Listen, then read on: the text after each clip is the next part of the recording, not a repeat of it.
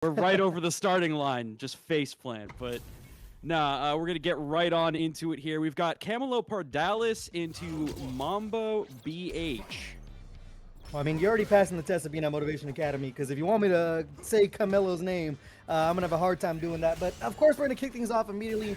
JP versus Guile. I know Guiles all around the world say they absolutely hate this matchup. And all I tell them is, how does it feel? How does it feel to be kept out from full screen? Well, and Camelo, especially in this matchup, will be very, very irritating to play into. He's actually very well known in the JP Discord for being one of their best lab techs. Always coming up with just insane things. Well, we'll The see man's a what we have in combo store. demon.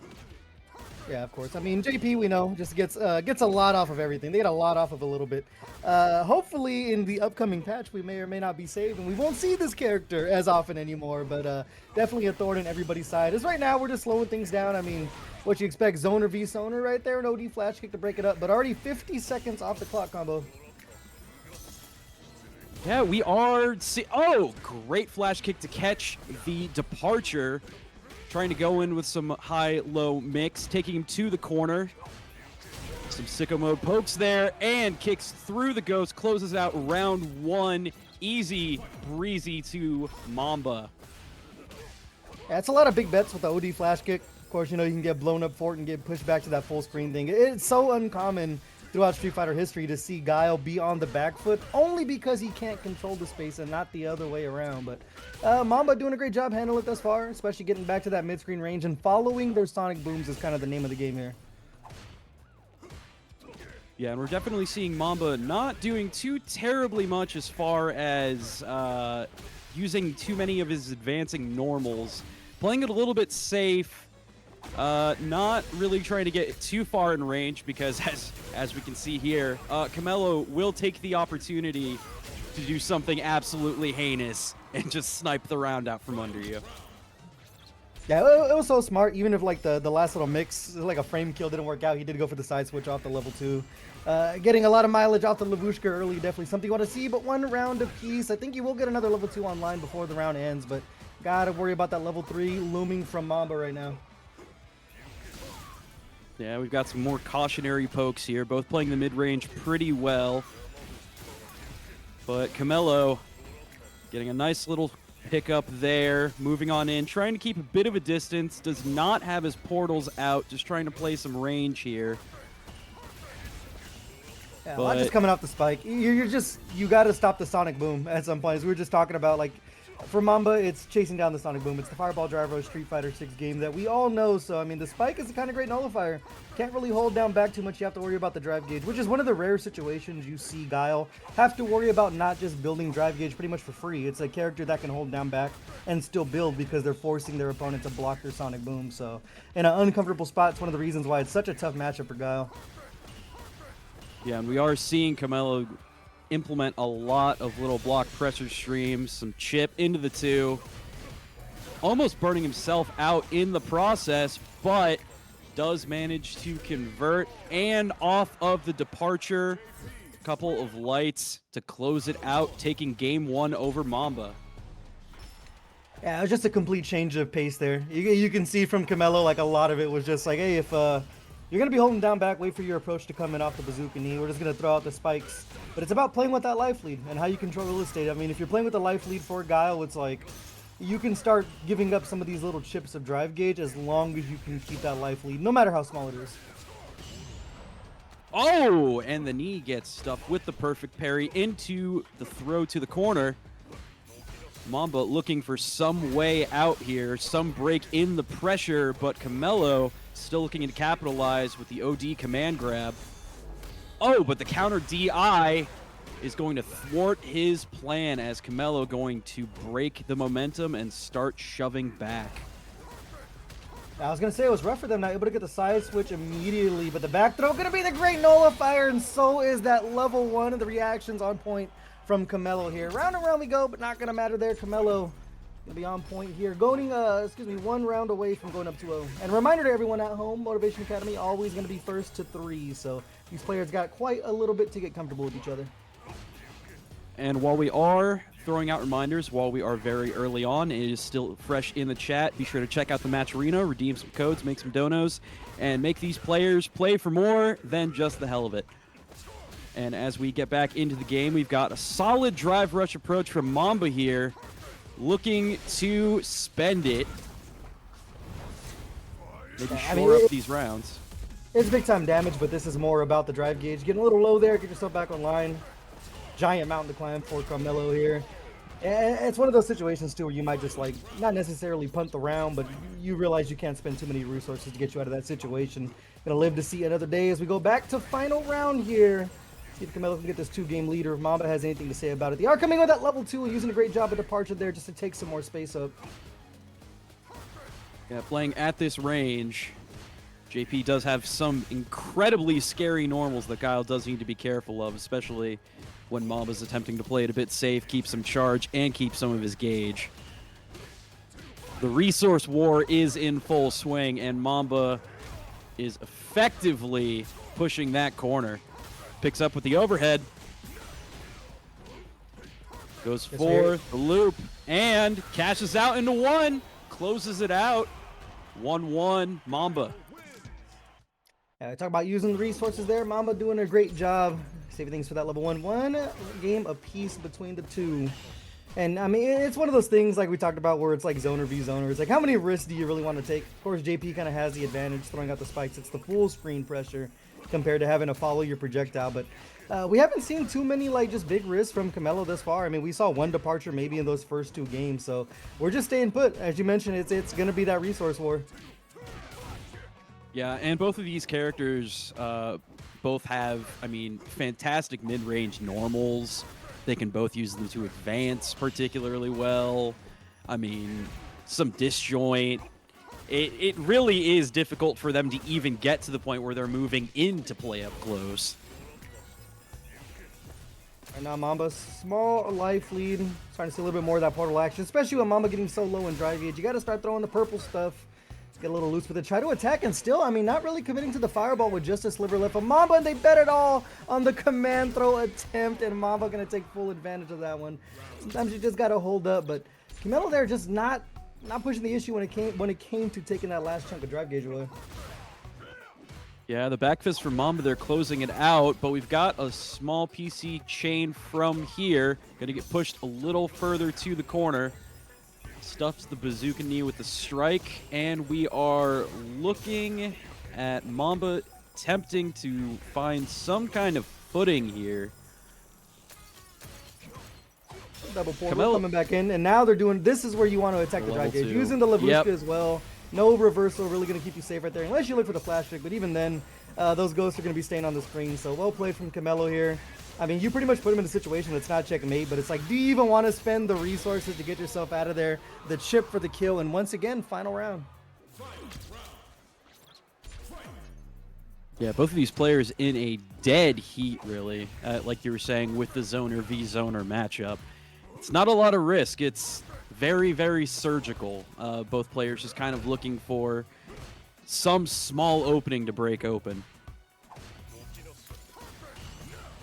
If Carmelo pushes the issue here. So one of those situations, again, where they just end up with a small life deficit.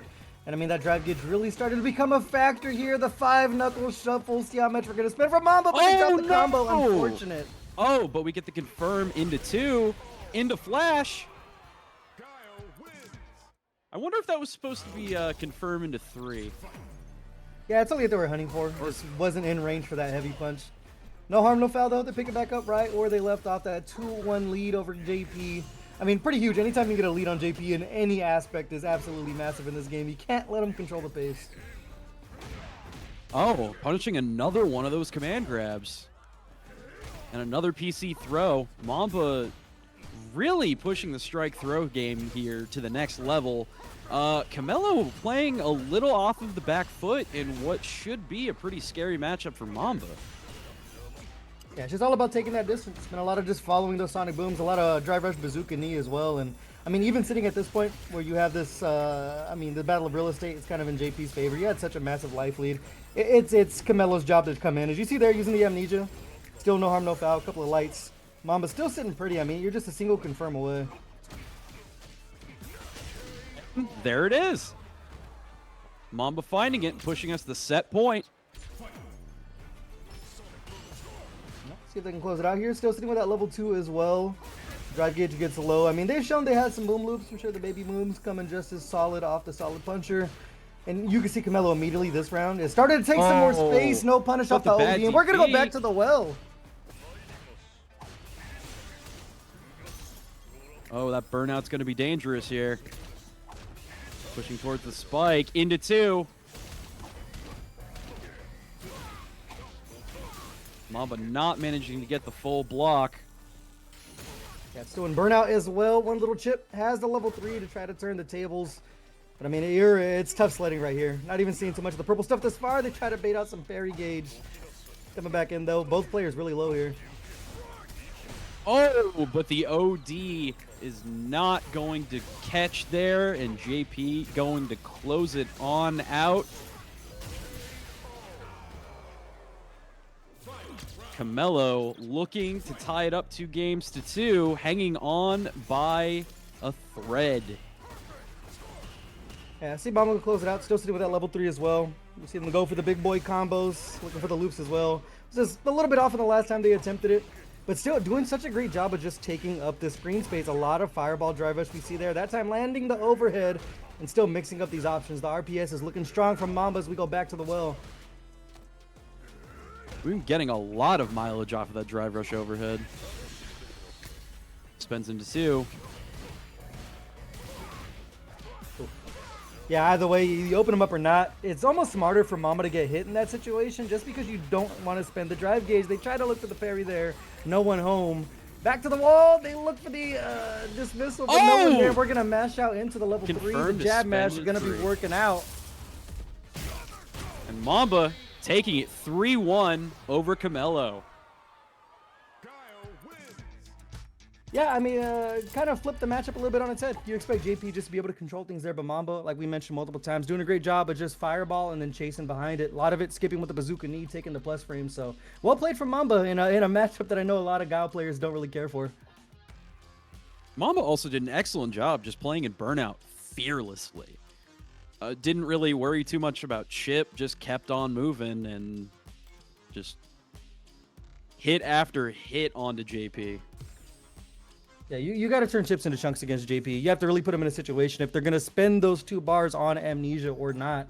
And speaking of spending 2 bars, man, we saw a lot of Lavushka come out of there, but a lot of not a mileage behind it.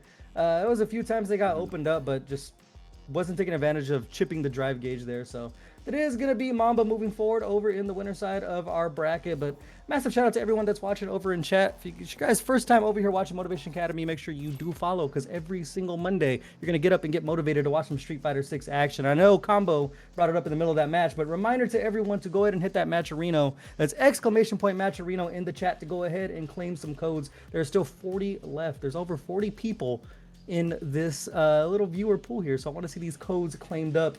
But once again, massive shout out to everyone in. We'll see what the next matchup's going to be. But Combo, man, we are around the corner from a new patch in Street Fighter 6 as well as a new character. Are you hoping for some big changes, or you think Capcom's going to be up to their usual stuff and give us little sprinkles? I don't have a lot of hope for this season. I really need to see them set a different kind of pace this patch. I am cautiously optimistic that they could do something here, but we need to see some change from the top down. I don't need to be seeing my Ed, Sagat, Bison in every top 8. I want something different. Not necessarily because I need to see something different on the screen, but for a game that people keep saying, oh, 10-year longevity, continued, competitive support. There needs to be something to keep people coming back, and you don't want to be playing the same character into the same matchup time after time for the entire lifespan of the game. So I really do hope that we see some changes and definitely some nerfs. Capcom needs to go in and just swing that hammer. We'll see how things go, but I know you're going to be a fan of this one. We got some Marissa on the screen. It's going to be Saved by Jesus on the Viper. We got Wands with the Marissa, and I'm not going to lie to you, man. I do not like this for Marissa at all. Of course, the burn kick is something you have to worry about, and then even the focus attack becomes like another layer of like how much do you really want to push the issue as a Marissa player. No, and that's a hard agree for me, especially having been a recent watcher of Saved by Jesus on the tournament warpath. I I don't like this. I don't like this for Wanos. Not one bit. Yeah, it's just tough sledding. But of course, that first round going their way though. Doing a great job using the Gladius as the anti-air there. I mean, a lot of it's going to be like how much can you control the skies. And against Viper, it's a tough thing to do. But I guess the benefit of Marissa is like a lot of the anti-airs are going to come from also leaving the earth. A lot of jump normals to protect the skies. Yes, indeedy. And Wanos actually a very recent ascent to the 1900 MR. We and Marissa Cord were actually going absolutely ape for our boy, but definitely an up-and-comer on the character. So, I mean, knowing the incredible technique that Saved by Jesus has been putting up in bracket lately, I'm really excited to see what Wanos can do. I mean, still sitting with that level 3, ever so dangerous is Marissa.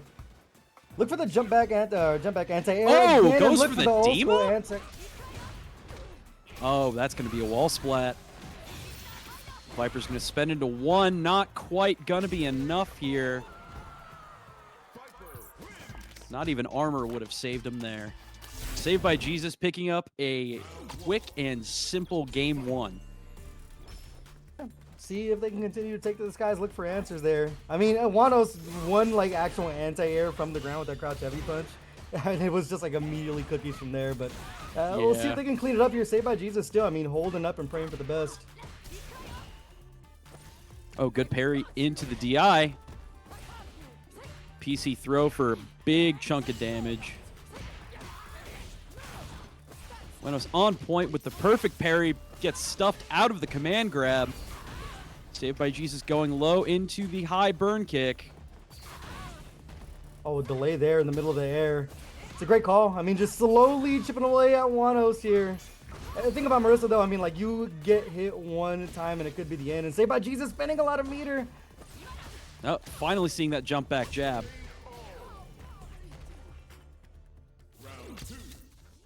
Saved by Jesus just really hitting the when in doubt, jab it out on walk up. Pretty consistently here. Oh, but the big chunky PC command gonna be a big step forward here. Wanos hits the frame trap. Goes for the reset. That's like a no reset, man. You usually see Scootum stance after that, or even like looking for a DI, but just standing there and aura farming is Wanos. So normal throw works there. Normal throw does work there. Command grab works there, and fully charged back heavy works there. That's actually Wanos uses that setup actually based off of someone else we have playing in the bracket tonight, ZZZ. Big shout to him. That's his reset. There's too many Marissa players, man. I'm looking at these online brackets. With this character being on the lower end of the tier, there's too many of them. They're going too hard. The overhead there, able to close things out. But, I mean, you just sneezed on Saved by Jesus right now. And it's going to be enough, but this level 3 cash out, huge, just to get that drive gauge back and even things up on the hill. Bro, we got to play the onlines because we're not surviving the real-life brackets. Like, come on. This is a first to 2 character. Like, the third game is where we get lost, or what? yes, absolutely. At that point, we've run out of tricks. Yeah, I will say that Marissa tends to be a character where it's like the set play is kind of what you have to rely on, just because the tools aren't as strong as the rest of the cast. Yeah, it's either set play like bulldog aggression or just deranged mix-ups that no one should actually ever think about doing.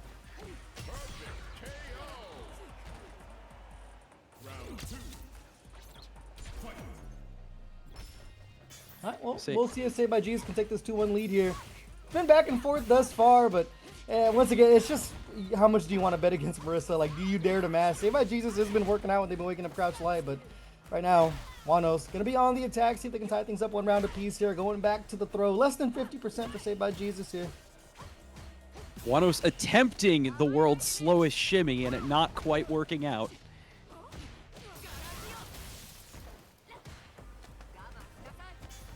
Forward throw there, still chipping away. Little over half health. They look for the Scudum stance. Not going to work there. I was going to start up the Gladius. I can't tell. They start glowing and I get confused. Arms up. That was Skeetum. That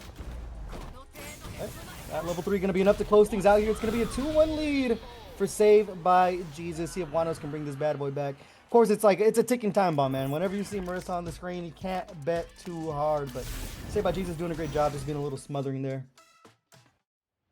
Yeah, absolutely. And with Marissa, if you have any health left and she has meter, it's still potentially her game.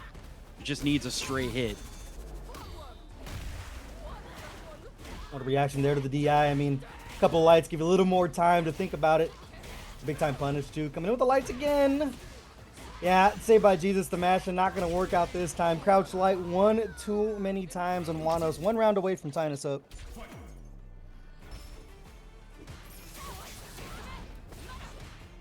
Great little conversion there. Moving on in. Marissa with a jump scare button. Saved by Jesus, telling Wanos to watch his toes. With the throw over. More of the lows coming in. And a simple pickup gonna close out that round and put us at set point. Saved by Jesus sitting a game up with the perfect parry by Wanos. The Oki command grab. That level 3-2, it gets very, very dicey. On what point are you going to try to pull the trigger? Another delay there on the burn kick. Level 3, likewise from Saved by Jesus, they jump over the DI. See if they spend a search for the burnout. They will spend all 3. It's going to put Wanos in like a sliver of drive gauge, but more importantly, going to give Saved by Jesus a lot of their meter back. Yeah, and Wanos sitting really low here, and that wall splat not looking good. But no combo. Still has critical art, so... Oh, not getting anything there. No love, no joy, as Saved by Jesus with the medium poke, taking it 3-1 over Wanos. Yeah, I mean, it was just a little bit more aggressive coming there from Saved by Jesus, which of course we've seen from Saved by Jesus multiple times. Like, you give them an inch, they're going to take a mile. A lot of delay burn kick as well to get over a lot of the options. And yeah, it's just a matchup we were talking about. I just don't think Marissa, like, for the most part, has a lot of answers to the approaches that Sea Viper has. Yeah, a lot of her tools are just so linear, and Vipers are all about mind games, trickery, and delay. So, I mean, for a character whose main trick is I'm going to delay my timing on my armor move just a little bit, Viper can just play havoc with that. So, plus Viper just has better Scutum. Like, come on. Yeah, honestly, it's the Scudum that's not on the dollar menu is basically what you have with the focus attack. But it's gonna be Saved by Jesus moving forward over in the winner's side of the bracket. And next up, I think we're gonna get some Geef on screen. I see the Fat Manatee. We go through the bracket to see who their opponent's gonna be. But Geef is another one of those characters, man, that it's like you don't really see too many of them on the highest level. Of course, there's like the big 3. There's like Kobayashi, there's Junior. Oh, who's Beasto play? Honda. Oh, Honda, of course. Oh, yeah, nice. Yeah. We're getting a treat. Yeah, and I am a Manatee fanatee here, so I mean, it's always a joy to watch him go at it. I mean, he's a madman. Yeah, and this, I mean, talking about things we don't see too often. Of course, we don't see a lot of Hondas, period. But Honda versus Geef is not something you see outside of like just like going to locals and things like that. I know over in NorCal, we'll see players like Treewiz and Badman go at it a lot. But it's like I can't remember the last time I saw a Honda against Geef on like a big stage, you know? I can't say I've seen one on a big stage at all. Like, I see a decent amount of Honda. We have a very prolific one at the local, so we see him a lot. There's a lot of Guile.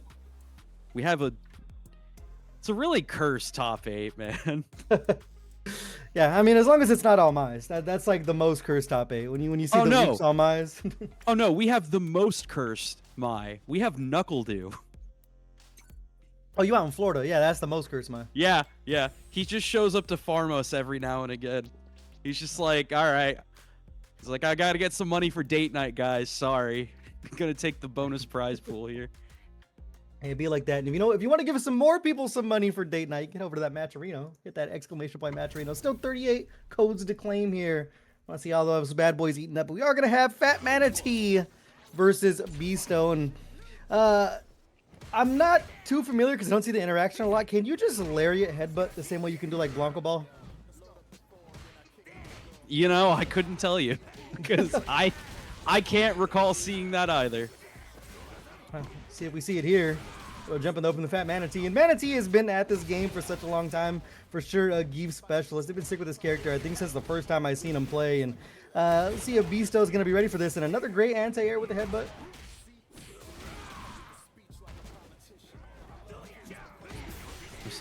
I need to see a command grab here. I don't care who it's from. I just need to see one. I got to hold off that for the second round. Fat Manatee, I mean, just not able to close the distance too much. It's been a great job protecting the skies from Beasto this far. Able to come back in. Spending a lot of drive gauge, though, to try to close that distance. And still, again, the OD headbutt. Beast's been ready for these jump-ins. Yeah, I would say we're seeing some stand heavy and some great use of lariat, but he's not really getting to set the Geef game plan up too terribly much here. Beasto doing a great job of staying out of range of those big grabby arms until now. Uh-oh. Let's see if that's... Oh, okay, I was going to say, I thought we were going to exit out of the lobby. It was going to be a Capcom please moment, but... Fat Manatee in burnout now. Beasto can take advantage of this one. Still steal that critical R as well.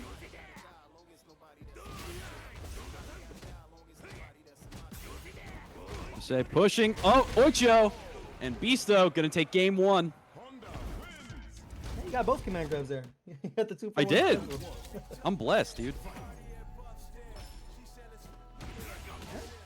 Oh, great here. off the light. The game plan has begun. Oh, Manatee pushing a lot more aggressively now.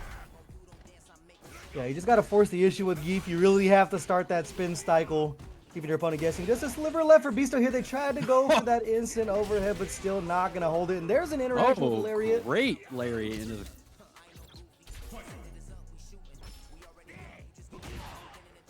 Oh, credit card swipe.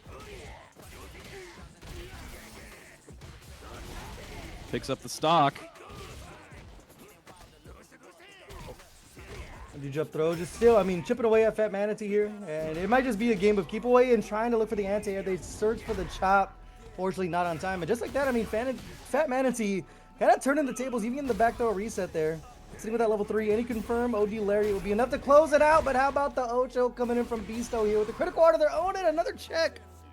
Oh, but that's going to put him in burnout. This could be scary. Oh, no! Manages to poke him out, steal the game out from under Beasto. Managing tying it up 1-1. Making the most out of the scramble here. You see the pace just kind of come to a halt here. It's just about the game of decisions. Fat Manatee, once again, I mean, I don't know if they're necessarily forced to, but they're spending a lot of drive gauge to try to close this distance, and Beasto taking advantage of it again. I mean, at this point, all you gotta do is anti-air and walk Zangief down. Nothing to defend themselves for the Fat Manatee. But again, get the free DI as well, unless the armor comes in. It's the only escape option. Manatee gonna take advantage of it. Yeah, pulling out the Russian Gladius to counter the DI there.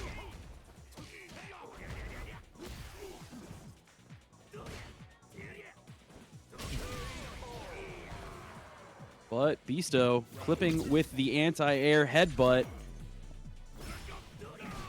Manatee starting with the drive rush heavy yet again. Still just willing to spend so much drive gauge here. The jump off gonna be working out for them though. Paying off. Chips into chunks, the chops, over to the corner we go. And Beasto still just so willing to challenge, whether it be button or with headbutt. They have the critical art here. They look for the saving grace of the OD headbutt. Of course, it is gonna be the punishable version of it. Now Manatee gonna take us to this final round. So he's gonna get this 2-1 lead here. Man, getting some great mileage out of the drive rush charge heavy. This time Manatee just not even having the chance to spend all that drive gauge, but as soon as they get it, stand light kick to spend 3 bars, still sitting with that level 3. I mean, next confirm, unless you just walk up and do it, should be the end of Beasto here. And we're seeing some great patience for Manatee here, looking for just some opening here. Oh, and that's going to be it. Spins into 3.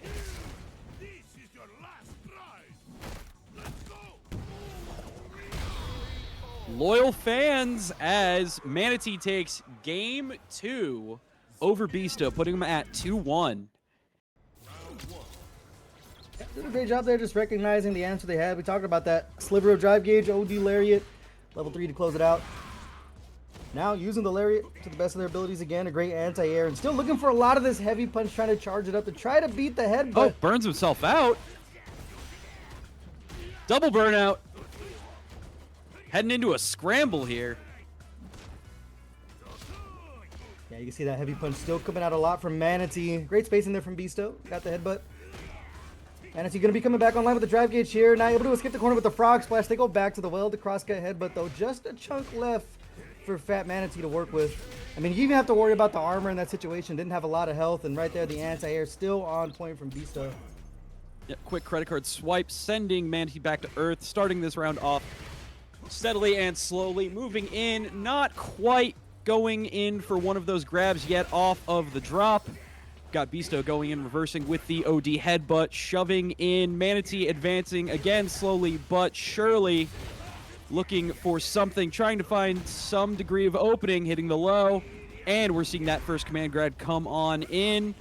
Advances again, low to low to low, pops him up, and Lariat to close it out. We're seeing set point here with Manatee, tied 1 round to 1, 2-1. Having that nuclear option of the level 3 as well just makes Geef so much more dangerous. People talk about modern characters, and you have to like second guess the way you approach because of the instant super. When Geef has level 3, it's the exact same thing. Every single time you knock him down, you're playing with your own life if you take your own Oki. And here, Bisto will be burning themselves out, and the risk is going to be working out this far. Yeah, really needs to see that frame 0 grab come out. Seeing the SPD dropping him low. Manatee going for the wheel kick. Looking for something here to confirm into 3 or to hit it raw, but the stun. Manatee going to close it out. Or Christ, wrong name. I'm fired. It's so over. It's the script. The script threw you off. Man. The script, yeah, it did. I can't read, dude. I'm a Marissa player. Yeah. And I'll tell you what, I'm surprised Bisto just looking for the raw DI there was really just testing the reactions of Manatee, because we seen the answer with the heavy punch before to armor through the DI. So, I mean, sometimes you got to lay the chips out, especially if it forces that final game. And now Bisto still on point with the headbutts, praising the sun as well. It seems like Fat Manatee has gotten the drive gauge under control, though. It was immediate spins, and you've seen they came back to bite him a lot of the times. And now they're sitting in the green. They're able to force the issue just like that. The SPD is going to leave us on a chunk here. One thing that I swear he's keeping in the back pocket for the end is bear grab. I have not seen a single bear grab setup from Manatee so far. Yeah, bear grab, not one of those things you really, I don't know. Sometimes you want to take the risk, but against a charged character, it's like the minute they see you moving forward, you're either going to get a Blanca ball, a sonic boom, a headbutt, like pick them and you might receive them, but the SPD there, slowly taking life away from Bisto here. And why not go back to the well? The burnout. Sitting with that level 3 can be so massive as Bisto got to fight for their life.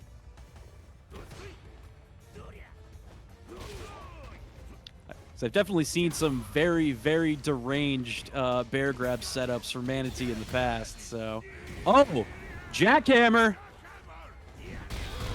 As Manatee is going to close it out for real this time. I'm picking the right name. 3-2 over Bisto as Manatee will move on in winner's side.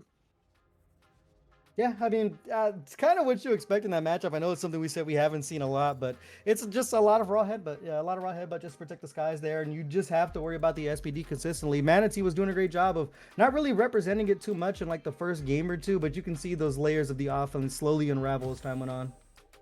Yeah, and then great adaptation on his part as Bisto started pushing back for him to start throwing out a lot more of those charged heavies. Especially, I mean, as he started seeing more burnout, as he started seeing more DI come out.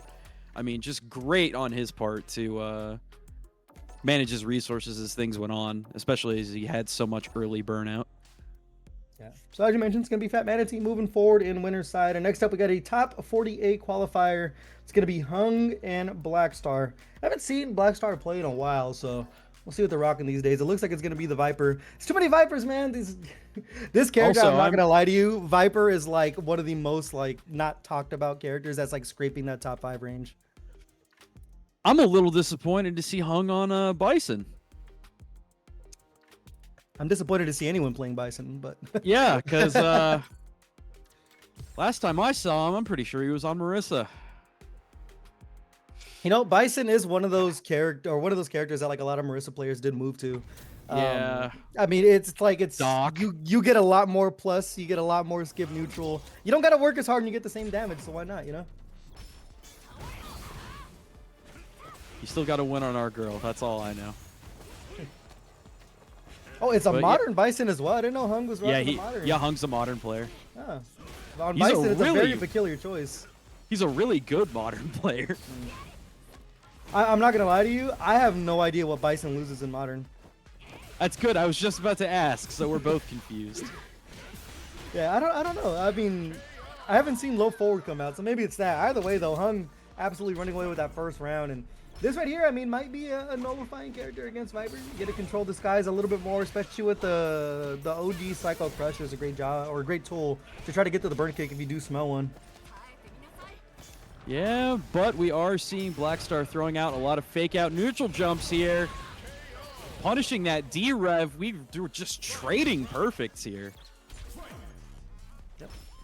Back and forth we go. Both players almost on verge of that level 3 too. And Viper is a character, man. Her damage is completely unsung. That character can pile on 60, 70% the blink of an eye, but a perfect parry there.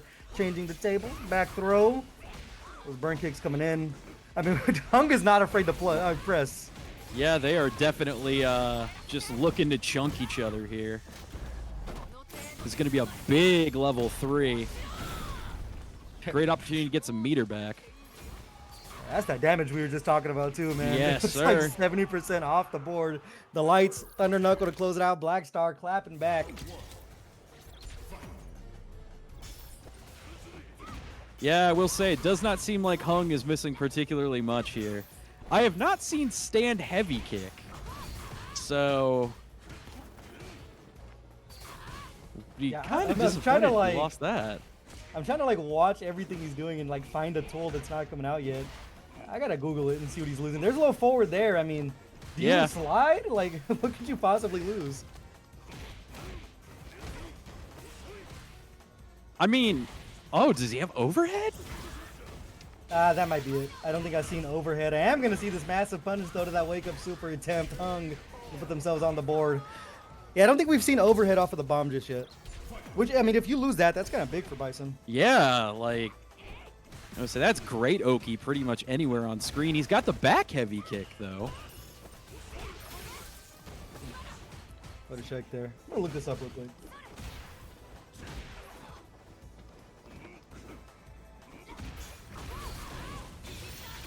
Hung just trying to keep some range here. Blackstar looking to press some kind of advantage. Oh, he does have the overhead. Yeah, this character loses like nothing, bro. He loses stand heavy kick and stand light kick. That's it. Oh, This yeah. character loses nothing. What the fuck? I was like, stand heavy kicks, I mean, a pretty solid punish button, but like, he's got everything else. Yeah, I mean, stand heavy punch is still gonna do that job. Hung here trying to finish the job. Just a sliver of hell. Didn't get their drive gauge back in time. Blackstar gonna take advantage of it. I say, man, if we got Hung switching to Bison, I gotta get Femshep to switch too. Femshep is never switching off Marissa, ever. Let's be 1000% honest here. No, she's Marissa's strongest soldier. I'll give her that. We love Femshep here. Yeah, there's the heavy punch we were just talking about. I mean, it's a forward advancing normal, so you lose that heavy kick, but still that heavy punch does not scale at all. Ooh, It's scaling, spinning into man. 3. Even if Viper's not dead, she's in burnout.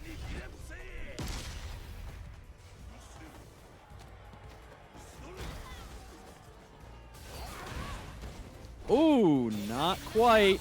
Spending into level 2. No dice. Hung gonna tie it up 1-1.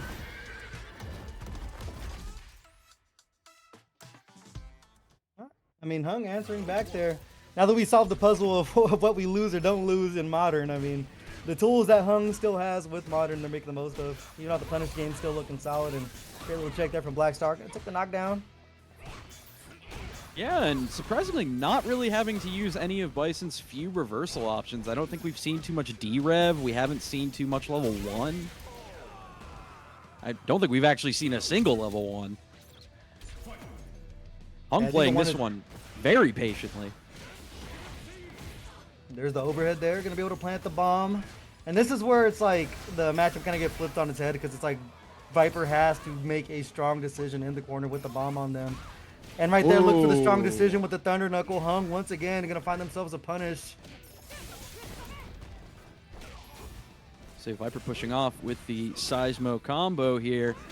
Getting the overhead, but no capitalization here. Gets the burnout. Air to air off the stomp. Thunder Knuckle going to shove Hung back. Everyone's just pressing buttons at this point. Mindless aggression here. Pressure loop from Viper. Oh, but the neutral jump gonna force that whiff. Hung gonna come back down and smack Viper into the concrete to tie it up. 1 game to 1, 1 round to 1. Black Star with another great check there. They've been pretty good at just checking in this forward movement, whether it be drive rush or not. Even then, finding the light. That level 3 as well. Neutral jump throw this time. They've been noticed Hung has been walking back on like a lot of these normals that are forward advancing. Even off of that neutral jump, he's ready to walk in and get the throw. Yeah, and this has definitely been a pretty much just a scrap. I mean, Black Star not really doing too much at range, not really trying to do too much as far as like Seismo, not really a ton of feinting. I mean, this is really just like not giving any opportunity for Hung to capitalize off of like a long-reaching Psycho Crusher or a slide or anything. So, I mean, great space control from Black Star here. Yeah, even in Burnout, still forcing the issues with the light, and that level 3 is going to be enough to put Black Star on that 2-1 lead, continuing to challenge even in a bad spot. Oh, it's a sliver. Never mind. I lied. Ooh. Hung hanging on by a thread here. DI not connecting. Viper looking for anything and getting the counter hit. Burn kick. Black Star going to close out that game, sitting 2-1 over Hung. Yeah, got a little dicey at the end there with that sliver left. Those lights scaled that thing like crazy, but see how Hung's able to respond here. I mean, as you mentioned, though, both players, I mean, we're scrapping here. No one is trying to give anyone an inch, and we are pressing everything as we see that DI hit its mark. Yep, good pickup off the overhead there. Bomb is planted. Gonna see the pop-up here.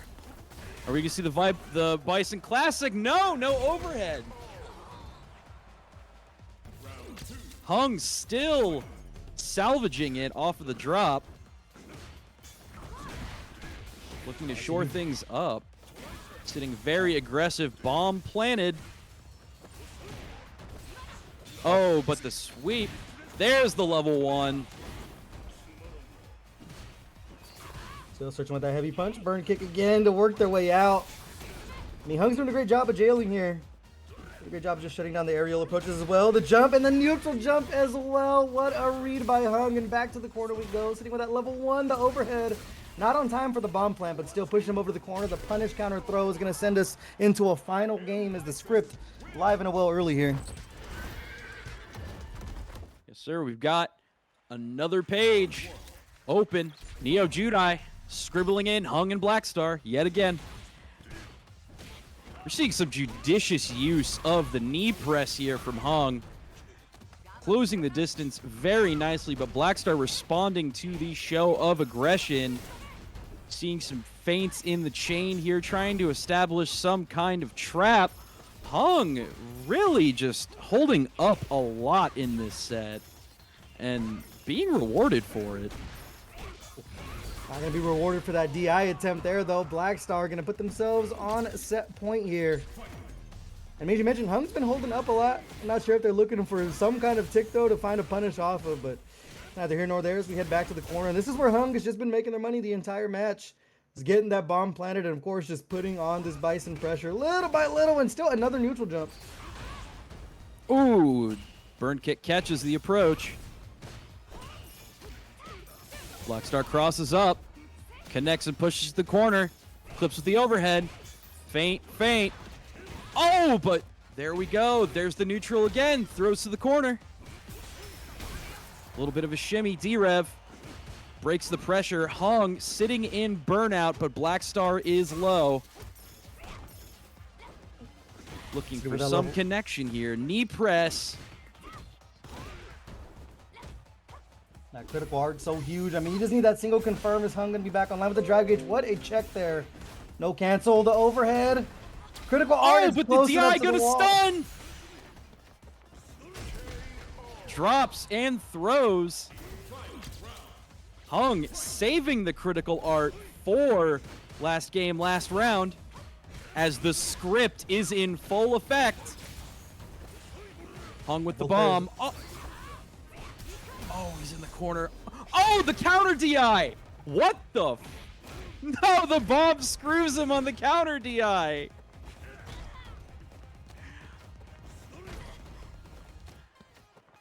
Throwing Lupin.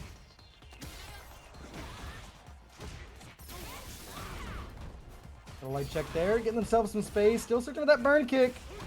Black Star not quite out of it. Another check. They've been on point this far. Oh, clips with the low. That's going to be enough. Makes him watch the cutscene anyway. Hung takes it over Black Star. 3-2 off of the low forward drive rush. Jab into 3. Yeah, I mean, it was back and forth there. Both players were willing to just continue to push buttons. And at the end of the day, Hung was pressing them just a little bit better there. Level 3 at the very end to close things out. I mean, Modern be damned, the tools that Bison loses there didn't seem to come into full effect the entire time. Even got a lot of mileage off of the overhead. So, well played there from Hung. Yeah, no, excellent on his part. Like, I don't like to see a Bison win, but Hung had me entertained. So, that was great. I'm a big fan of I'm a fan of Hung now. Well, Hung gonna be moving he's forward redeemed. Yeah. Gonna be moving forward into our top 48 winners side there. So if you're a fan of him, you're gonna see a little bit more of him hopefully soon. But starting to ramp things up in our bracket. I think our winner side top 48 might almost be. It is actually all the way fully through here. And there's been a lot of great names that registered tonight. Of course, I see Chris ECH, Fat Manatee, YJK, Levi, Hakai, of course, Cosmos, Flaquito, iPeru. I mean, you name them, we got them this week.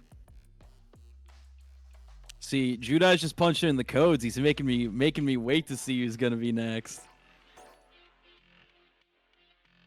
See who it's gonna be. See, that's the thing. You gotta get like next level, bro. You gotta start remembering people's codes. That's like the next level of being a Street Fighter nerd. Because I am. Oh, it's iPeru.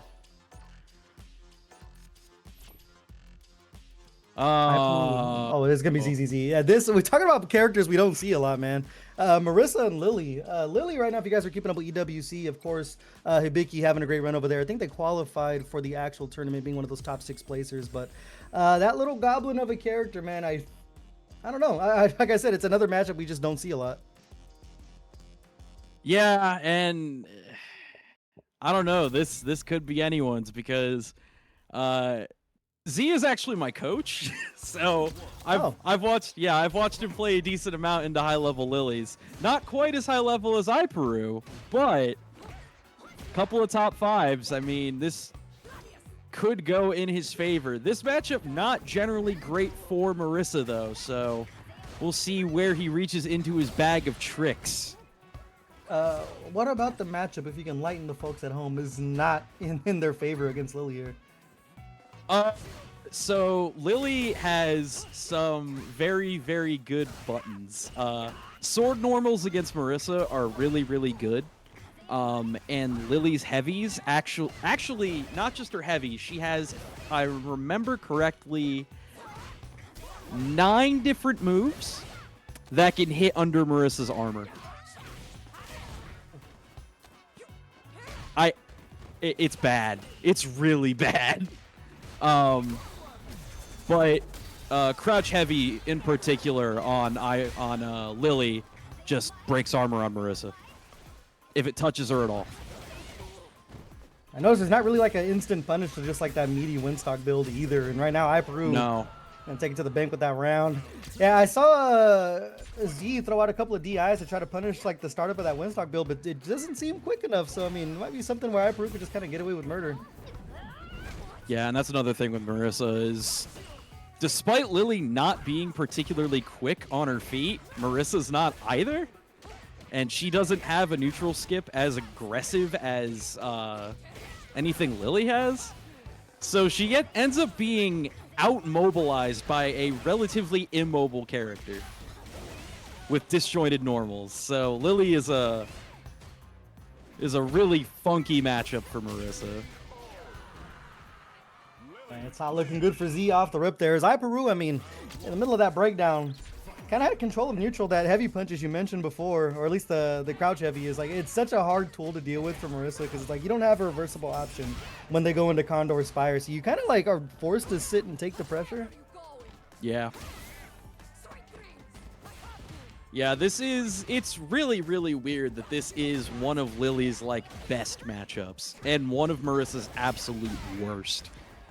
This is almost as bad for her as like Dalsum.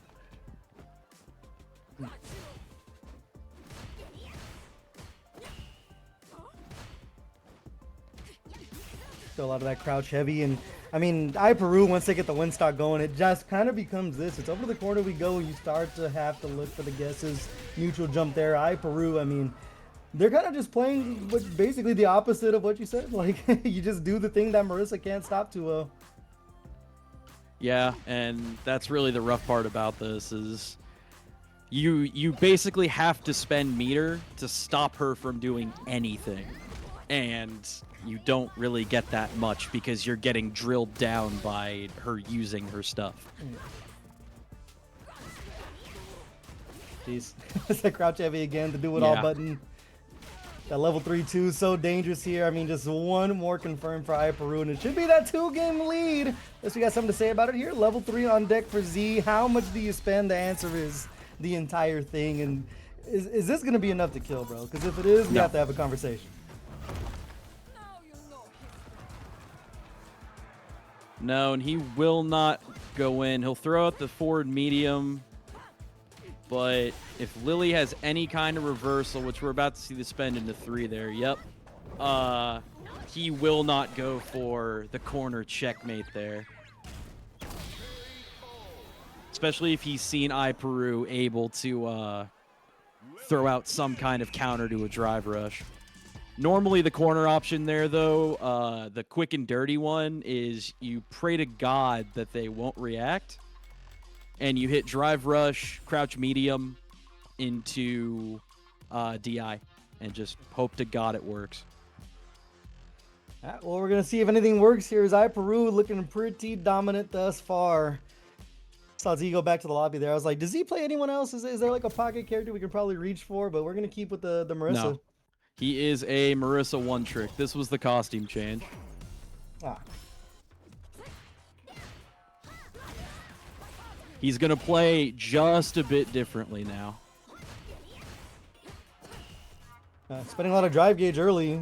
It's definitely a choice. As we got Lily in the corner, so that's like mission accomplished there. Oh, Lily with the great sweep with the overhead. Moving on forward, Z weathering the normals, but iPeru clipping through with the throw. We see the scutum low. Z going for the neutral jump heavy punch. Not quite. DI not connecting there. iPeru picking up the double stock. Pushing for the corner. Z getting that corner, hitting the knee into the charge Gladius. Looking for something here. Jump back jab. Solo on drive gauge though. Slowly chipping away. Z got to be on the attack here. And against that crouch heavy punch. The DI though is not close enough to the wall. Still sitting with that level 2 is iPeru, but the Scutum stance may be the saving grace. Round start phalanx. Goes for the Marissa shimmy. Kicks to the wall. Z looking. Wake up level 1 from iPeru, a saving grace. Z looking for some way to capitalize without a D-rev on those spires. And still, I mean, still willing to check with the lights. Not quick enough on the DI. We saw Z look for that multiple times, but just not quick enough to stop the buildup of that Windstock. To jump over and still taking space with the Condor Spire. The command throw not going to be enough quite yet. I'm going to say Carson sees it. Carson sees the style change. This is Z when he's attempting to maul you. Yeah, I mean, it's kind of what you got to do. You have to stop the Windstocks from being built up here. Gonna lose control of neutral. There's a jump in there. There's a command throw. A taste of Peruzo medicine, and with that level 3 looming, like I said, it's gonna be huge. Yeah, Z going for almost nothing but hard callouts right now. Yep, connecting with the stop sign. Going for the safe, into the safe jump.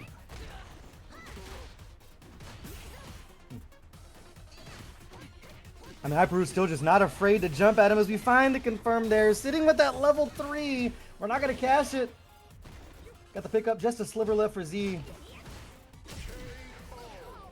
Nope, but we are going to have the trade there, and Peru is going to take it 3-0 over Z. Yeah, you could just tell there. It's like it's such a tough sled for Marissa as soon as a Windstock's online. It is. And Z, I'm not sure if that's something that's a lab, but was looking for DI a lot. So I don't know if they were expecting the Windstock and the button, like the follow-up chain there. But just looking for that DI was just not working out for him. That's, there are a couple of players that do employ that trick. DeBuzz specifically, I think I've seen do that a decent amount on block. Like option select into that, so if you press into Spire, you get whacked. All right, well, that is going to be Peru moving forward over in our winner's side. As we mentioned, that's a matchup we do not see a lot. It's a battle of the drive gauge in that situation. So next up, I think we're going to have Carsonus and Flaquito. I don't know who Flaquito is going to be rocking. They were playing Terry for a bit, but I think the last time I saw them, they were playing Jamie. So we'll see who we get there. Yeah, I would say I'm excited. I hope it's Jamie. Yeah, Z with the feels bad man in chat. Jamie's another one of those characters, man, that I feel like has been slept on for so long. Like everyone's like, oh yeah, like hanging towards the bottom. But after I saw Tantan Man with that Evo run, it's like, come on, dude. And then consistently on these like online brackets, like a Motivation Academy and TNS, we start seeing like a lot more Jamie from players like Azan and things like that. It's a character that's like so slept on, or at least got like down talked for so long that everyone started to like drink the Kool-Aid after a while. Yeah, I would say Azan absolutely dominant this year. Like, I am really surprised that I'm not seeing him in more like World Warrior or something like that, just taking it. Like, I personally was on the this is Azan's year train, so I mean, I still want to see it. But I mean, we've got Azan, you know, bringing it in. Crimson Jaeger's been doing a great job this year. Yeah, and I mean, whether or not the character is like that strong, it's just like Jamie players are like built different. Like they play like there's a bomb strapped to their chest. Like for some reason they know every jank reset that's possible, every like random conversion off a pickup in the air. Like these Jamie players are like they're a different breed. Like the character definitely like needs like a certain type of player to pilot them. But we'll see wherever the hell Flaquito's at making his weight here. And this matchup. Jamie and Marissa players are both cut from the same cloth. We're both the same. We're both some kind of ape. Like, and against Aki as well. I mean, I guess you can look for Bakai a lot to get through Fireball, but I don't know. It's stopping the Fireball drive rush from Aki just seems like a tough task for Jamie off rip, at least without any drinks. Yeah, I was gonna say drink level 1. I feel like he's gonna have a little bit of an easier time with that dive kick, but even then, I mean, she can just diagonal whip him right out of the air. All right, well, we'll see how things unfold here as we finally got Flaquito in the building. Going up against Carsonus here. I don't remember the last time I seen these two play, but we'll see how things unfold here. And this right here, I think, is going to put them one match away from reaching our top 8 as well.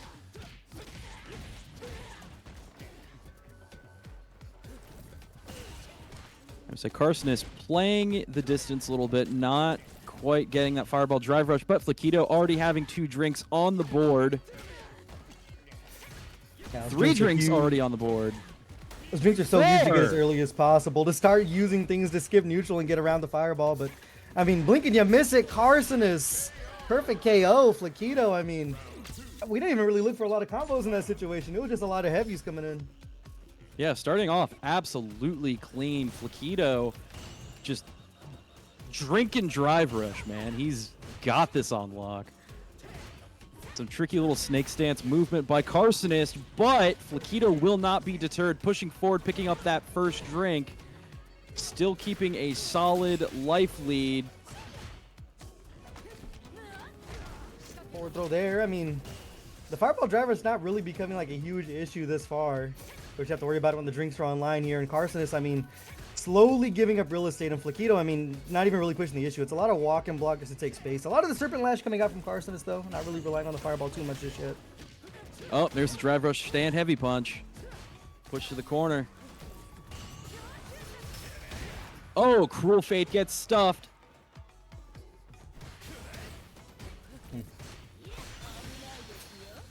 Yeah, you bet it all on that confirm. I don't think this is punishable from full screen without drive rush on it, but I mean, you spend it to get Flaquito into burnout. Are those 2 bars worth it? That's a great punish there in Carsonist. I mean, starting to find some life. Outside of a wake up super, I mean, there's not really too much Flaquito can do in this situation. Oh, but goes for the drink on wake up. Looking for some form of purchase here. Dive kick is not going to hit. And Carsonist going to shake it off and shore it up 1 round to 1. Yeah, I mean, the bet on the meter did pay off there. Flaquito looking for that drink on wake up was such a great option at full screen just to get that drive gauge back. But not going to work out for him. So we got Carsonist over to the corner here. Still sitting with that level 3. And still just not willing to push the issue too much. Yeah, no, Flaquito's aggression here and Carsonist's lack thereof. Kind of pacing this a little awkwardly. Carsonist not doing too many Aki things, really. Not seeing too much fireball drive rush, and Flaquito just trying. Oh, and as I say it, doing like a reverse commentator's curse tonight. Oh, the command grab. Yeah, this level 3, it's not going to be enough to kill here outside of CA, but see what kind of extension we have. Even without drive rush, it's kind of a dicey situation. You might live for the next knockdown, and you will. Neutral jump, slithering on away. Carsonist, I mean, not in the worst spot, but the DP on point from Flaquito. That was a beautiful anti-air. Oh, but the drive rush stand heavy, getting stuffed by the DI. Carsonist pushing towards the corner, and we have got a raid on deck. Thank you very much. Yeah, Flaquito in a tough spot now. That 1-game lead, I mean, still sitting pretty, but Carsonist now doing a great job of controlling neutral. You can tell the pace is being picked up. They were giving up real estate a lot in that first game, but now just really turning into the medium Serpent Lash to try to take up this space here.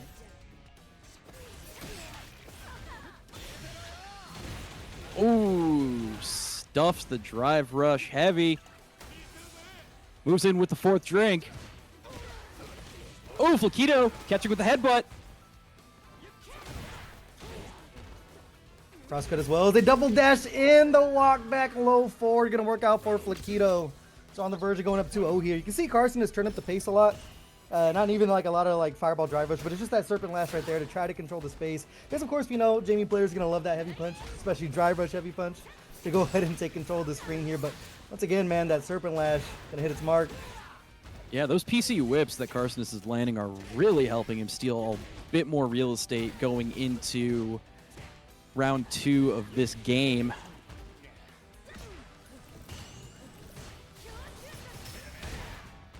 Cruel Fate getting stuffed yet again. Carsonist not really seeing too much success off of that, but still repping it as an option, despite showing that Flaquito can definitely punish it. Great crosscut DP there, but that dive kick going to get punished. And Carsonist not going to spend any meter there. They're going to believe in their own merits. It's Flaquito back online. The instant dive kick. It's going to put him up in that 2-0 lead. They try to invest the meter for a little bit longer, but not going to work out for Carsonist there. Now, Flaquito just 1 game away. Ooh, great whip to check the drive rush. With the pickup, pushes to the corner, punishes the ODDP.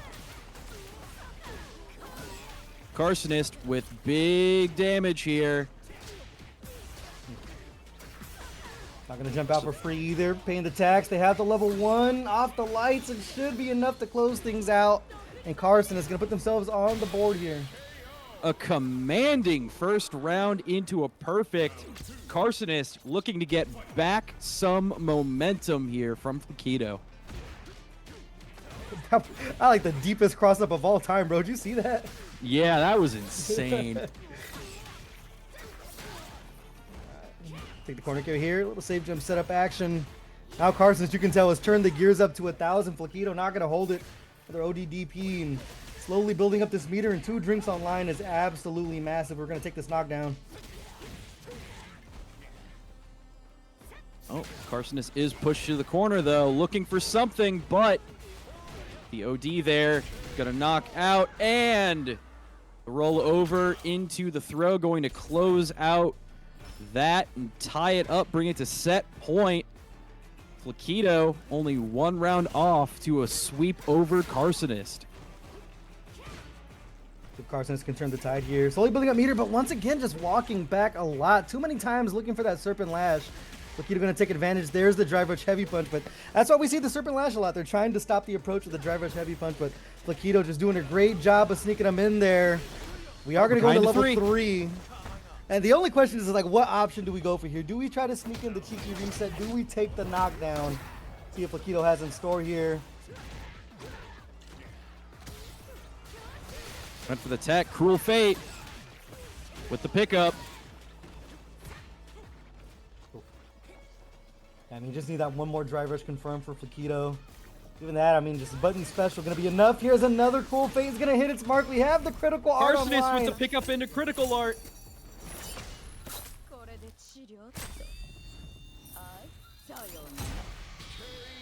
And it's enough. Carcinist going to stay alive by the skin of his teeth. Taking a game, getting on the board. Going up 1-2. Yeah, I mean, that's the start of the script right there, is just getting that game on the board here. Oh, it's a big-time heavy kick starter as we go over to the corner.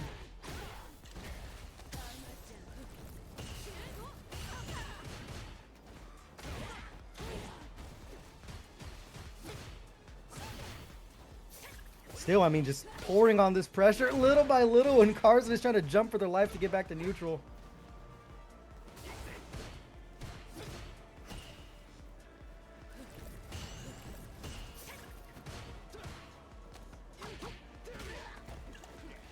Forward throw there. 3 drinks online is so huge.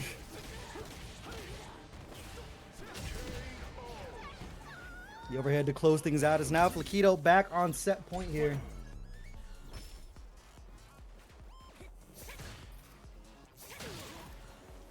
Carson is looking for the Serpent Lash here.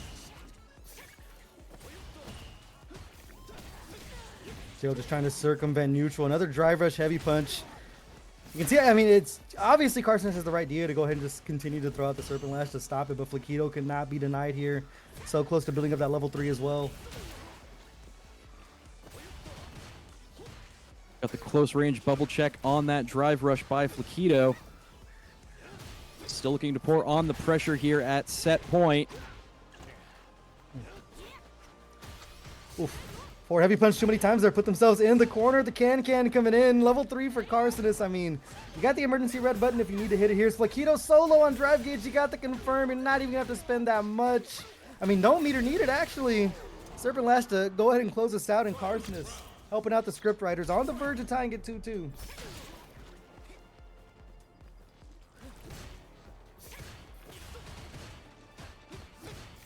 Flakido just walking on through Carcinist's opening salvo here. Punishing the throw whiff here. Pushing to the corner. That first drink is on the board. Bet a little too much there with the ODDP. Carcinist in a good spot now.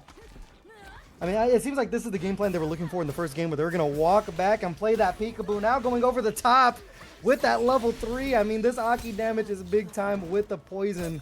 It's going to be very, very close here, combo, but I think it is going to be enough to close it out. And the script is in full effect as we will be moving into Game 5. Yeah, I mean, somehow the Carson's game plan, they've stuck to it. Is that peekaboo. They're walking back a lot. As we mentioned, a lot of that Serpent Lash, a lot of the Fireball. They haven't chased it too much. We've seen that sparingly where the Fireball Drive Rush hasn't been too much of a theme just yet. Yeah, Carson is seeming to have found a game plan here that he can work with, going for the reverse sweep into Flaquito here. Take our plus frames, finding a throw. I mean, Flaquito's still doing a great job of just building up those drinks and still mashing out the light. It's a huge bet. As Carson is still just slowly walking back.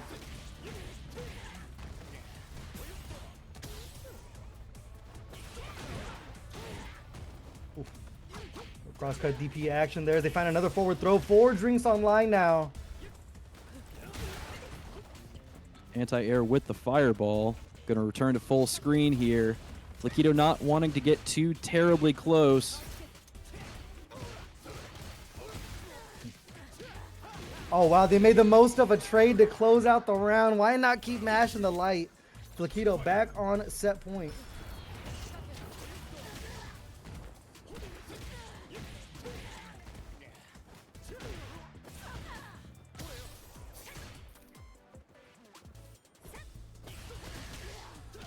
Drive rush heavy doing work here as Flaquito connects with the palm, pushes to the corner. Second drink, Bakai, third drink. Oh, and what a challenge from Carson is there. See how quick they choose to spend to even the odds. The poison online, the instant dive kick again from Flaquito to close this bad boy out. We've seen him go to that option about 3 different times, and of course, third time is the charm, is the level 3. Gonna send Flaquito 1 game away from reaching our top 8. Yeah, great attempt at the reverse sweep by Carsonis. Some fantastic adaptation there. Changing gears, I mean, game by game, going from more patient to almost lethally aggressive. Yeah, it's just the way you can change the pace there. I mean, you saw them in that first game. They were really just trying to walk back and try to see if they can start searching for those whiff punishes in Flaquito, but you give him an inch, he's going to take a mile there, and Flaquito's going to have a match with Peru next, which is going to be that top 8 qualifier. So Carson is not quite out of it yet. Going to head over to losers to try to work things out. But next up, we are going to get Complex 90 and Mike X. So this one's going to be another barn burner as we start working on getting our top 8 solidified. Yes, I'm excited to see Complex on stream. I have been a big fan of great Rashids for, I mean, the entire time I've played this game. I think he's one of the most fun characters to watch, so, and Complex is definitely no exception. Yeah, I love watching Rashid, bro. Hate playing against that character because, of course, that level 2 is the all nullifier, but we'll see what happens here. I mean, Mai, another one of those characters that can just like chip at that drive gauge and start shutting down those options of Rashid, so we'll see how things go here. And Mike X, I mean, on the Mai has been cooking lately. I've been watching a lot of Mike X as of recently. I think the Mai might be the answer.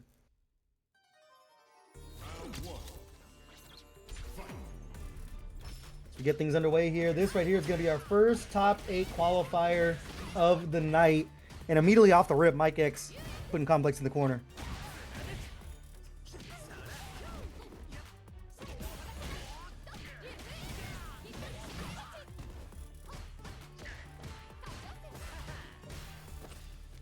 Oof.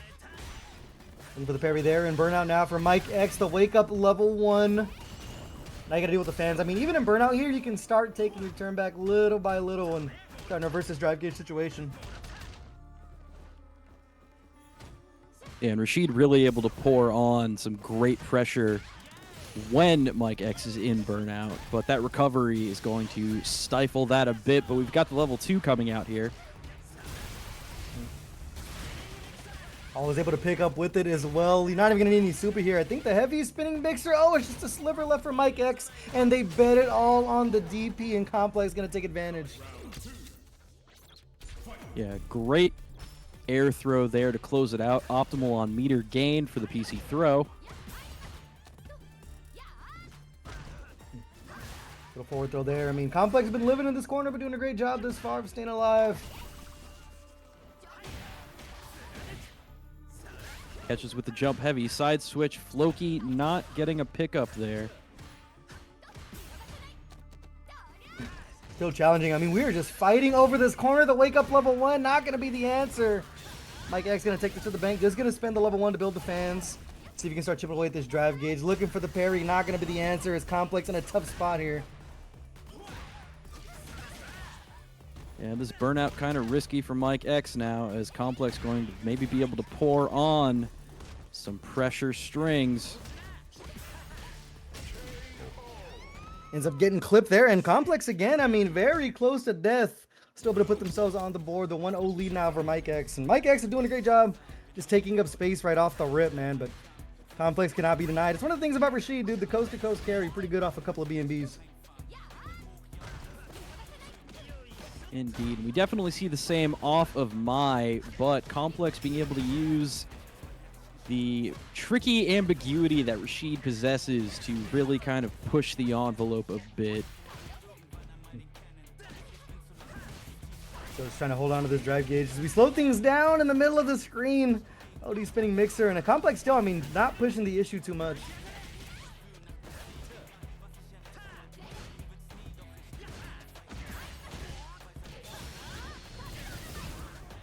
Pop the level 1 there. Complex slowly draining their gauge. But we've seen them in this position before.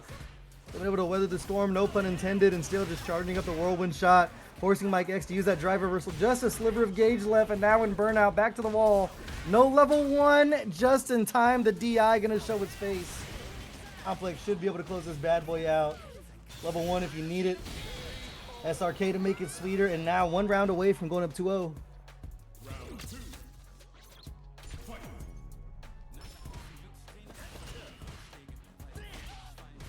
Catches with the overhead.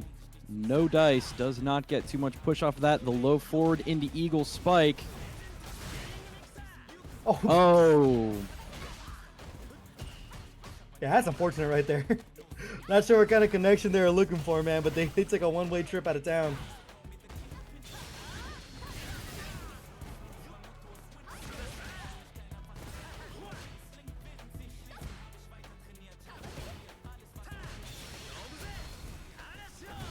Use a level 2 here, trying to attack the drive gauge, and Mike X has to go into burnout on their own accord, and even challenge with that third jab to try to make the DI.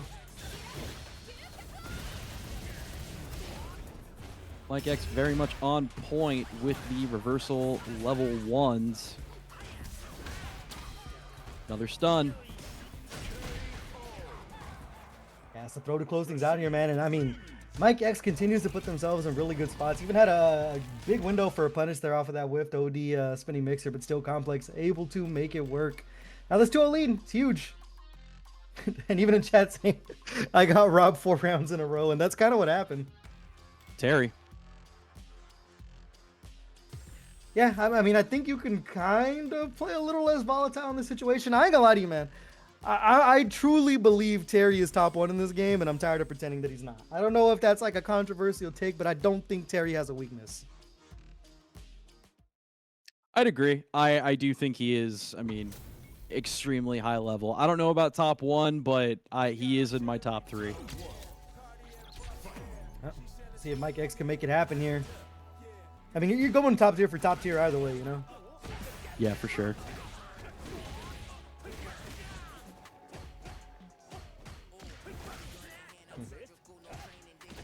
Yeah, it's just that light pressure.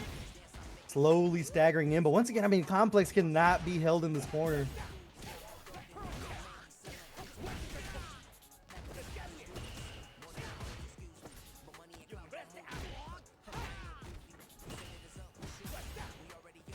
Justin with a heavy punch. Complex so low on drive gauge, and this time they're not going to be able to commit robbery here as Mike X going to put themselves on the board. Mike X definitely looking a little bit more stable this game with the Terry pick, getting a solid punish off the tap parry earlier and some great corner carry early this round. Yeah, and that's the thing about Terry. It just, I mean, a completely stable character. Of course, I mean, he has some neutral skips you misplaced, just like Burn Knuckle and things like that. But I mean, the character is stability. This time, though, drive gauge going to be unstable. To go over the top there. Just for the corner carry, not going to get too much off the SR, but now Complex sitting in a good spot, barring a super reversal. You can't search for this DI. No punish off the drive impact whiff there.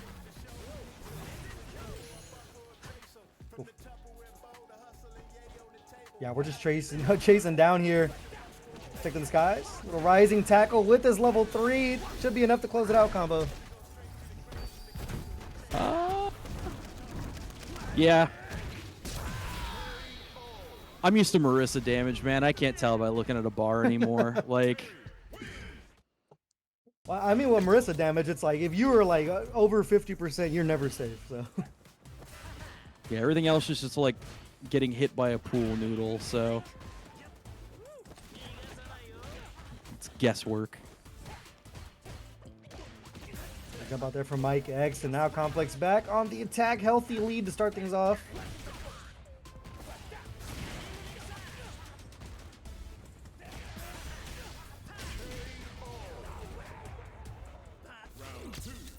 Enough to close out the round there. Complex 90. If you're on set point here, I mean, time after time, man, it's either gonna be a hot start or they've just absolutely been clutching up your combo.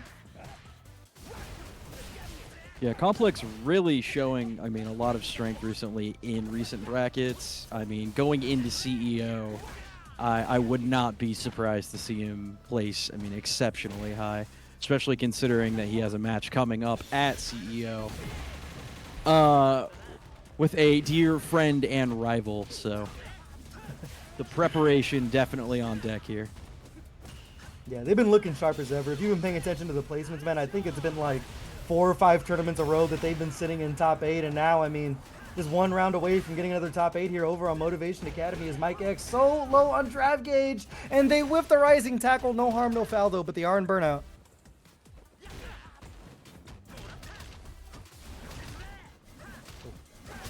Chipping away. Yeah, you can't skip that one. The whirlwind shot to close it out. Complex gonna be taking it 3-1 over Mike X, and yeah, man, the run of Complex lately has just been insane, bro. It's been wild. Especially sitting in Legend right now. I mean, end of phase, NA Legend. Like, that puts him at like what, one of the top 10 players in the region probably at this point. Yeah, as you mentioned, too, end of phase Legend. You know what I mean? It's a lot different than when I log on when there's a reset and I win one match and I take my picture and I'm like, oh great, dude, I'm like 300 ranked. This is the end of phase. You have to grind to consistently keep that bad boy up. But yeah, Complex doing a great job there. There's a lot of robbery against Mike X. The clutch factor, as you mentioned, is definitely there, and that's the kind of momentum you want to carry into CEO, which I ain't gonna lie to you, man, super excited for. It's about my first time in Florida, bro. Can you believe that? My entire life, first time in Florida. Really? Yeah. Don't come back here, dude. It sucks. Look, I'm gonna be glad. I'm just glad that CEO is back in Orlando, so I don't have to go to Daytona. You know what I'm saying? If I don't gotta go to Daytona, I'm gonna have a lot better time. I've been to the one in Daytona. I've never been to an Orlando one, so all right on. I'm really excited for this because I've been told that the Rosen's really nice and that this is just going to be a really just a sick event all around. Apparently last year was phenomenal, so yeah, I'm so excited. Yeah, I've heard nothing but good things about the new venue. I'm just gonna say, I am so glad that it's not in Daytona anymore, because you gotta fly into Orlando, you gotta shuttle to Daytona. Imagine you go through a long day of work, you fly into Orlando, it's midnight. By the time you get your rented car and drive to Daytona, it's 3:30 in the morning. And as soon as you get out the car, that racist white man on the sidewalk next to the pizza joint is looking at you crazy and talking crazy. So yeah, I'm glad that we're not in Daytona. It's not in Daytona anymore.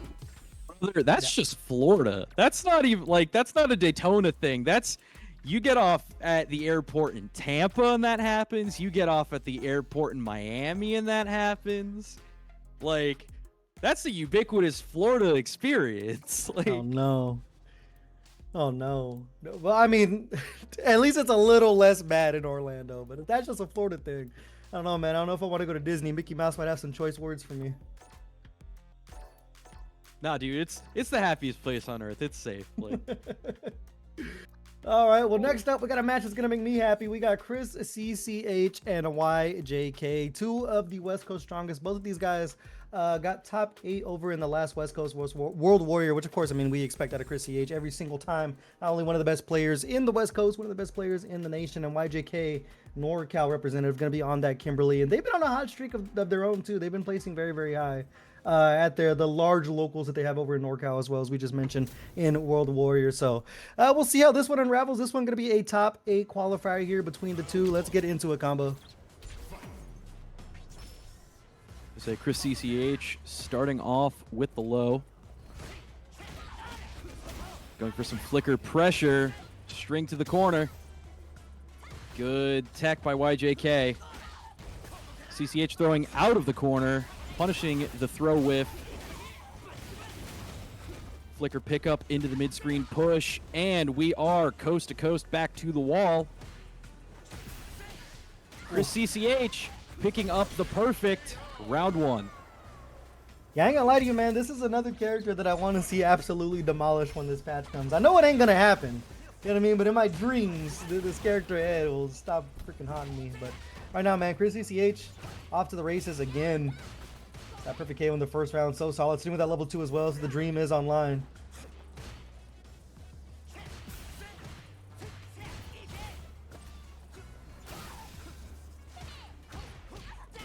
Keeping up that flicker pressure, hitting the punish counter with the push to the corner yet again. The patience into another PC throw. We got level 3 online.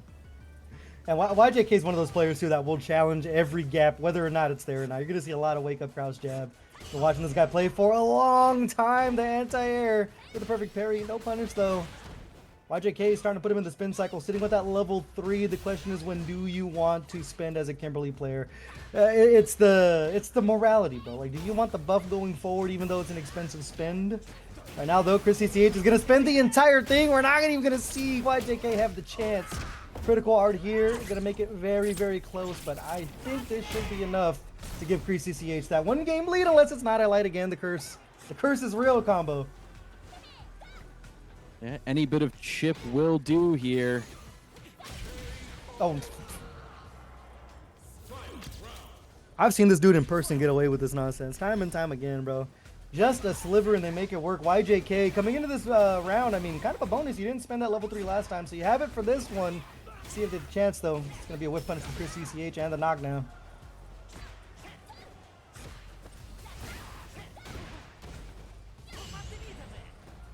Got the perfect parry here. Not collecting anything off of it, but YJK sitting awful low.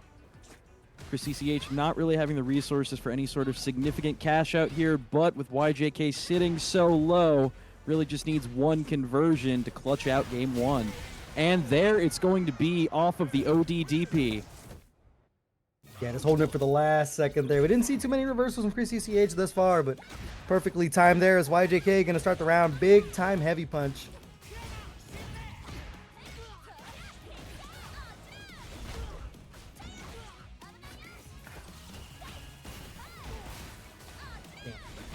Wow, why do they let her get 2 with the Oki now, man? That's so crazy. The overhead there to pop the top. YJK starting to run away with this one. Chris CCH though got the side swap. Another ODDP on the block, going to get punished by YJK to steal out game 1. Yeah, I mean, YJK still making it happen. Little elbow drop there. Now, I mean, the side swap. Chris is still like on point with these whip punishes. It's just the conversions haven't been this clean this game. But they are going to find a clean one. Another counter hit coming in. With all the meter in the world to work with. So at this point, you didn't have to spend another one. Just a driver's cancel. Should be enough to close things out. But YJK, I'm sure they got robbery on their mind. Not going to see it here. Is the forward throw. And to take Chris 1 round away from a 2-0 lead.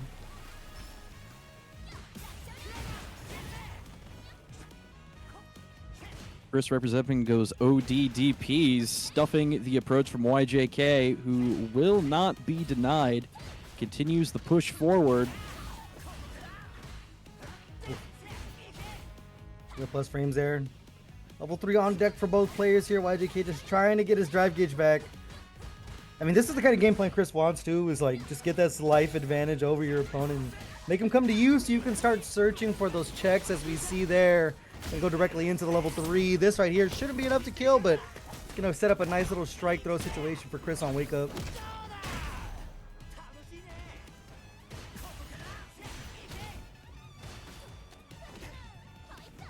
And with a dangerous burnout on YJK, who still does have critical art, but a massive life lead on Chris CCH means that YJK will fall off of the conversion. Yeah, even in burnout, I mean, Flicker just becomes so much more of a dangerous tool. It's already good as it is, but when you're just eating those minus frames over and over, I mean, those plus frames over and over, so hard to deal with. This YJK trying to turn on the heat now. We've seen Chris in this situation multiple times. Did a great job of just finding a side swap at will, pretty much. We're just going to fight out the old-fashioned way. Back to Nooch we go.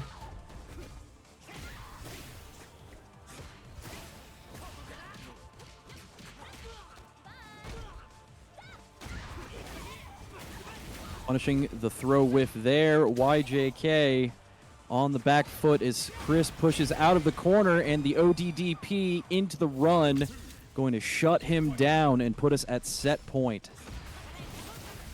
If we can close things out here. I mean, YJK has had his moments, but Chris just continuing to play solid, sitting with that level 2, slowly walking YJK down to the corner here. And YJK has just been forced to use a lot of drive gauge just to find any kind of in here. They find the throw again, but what a check from Chris.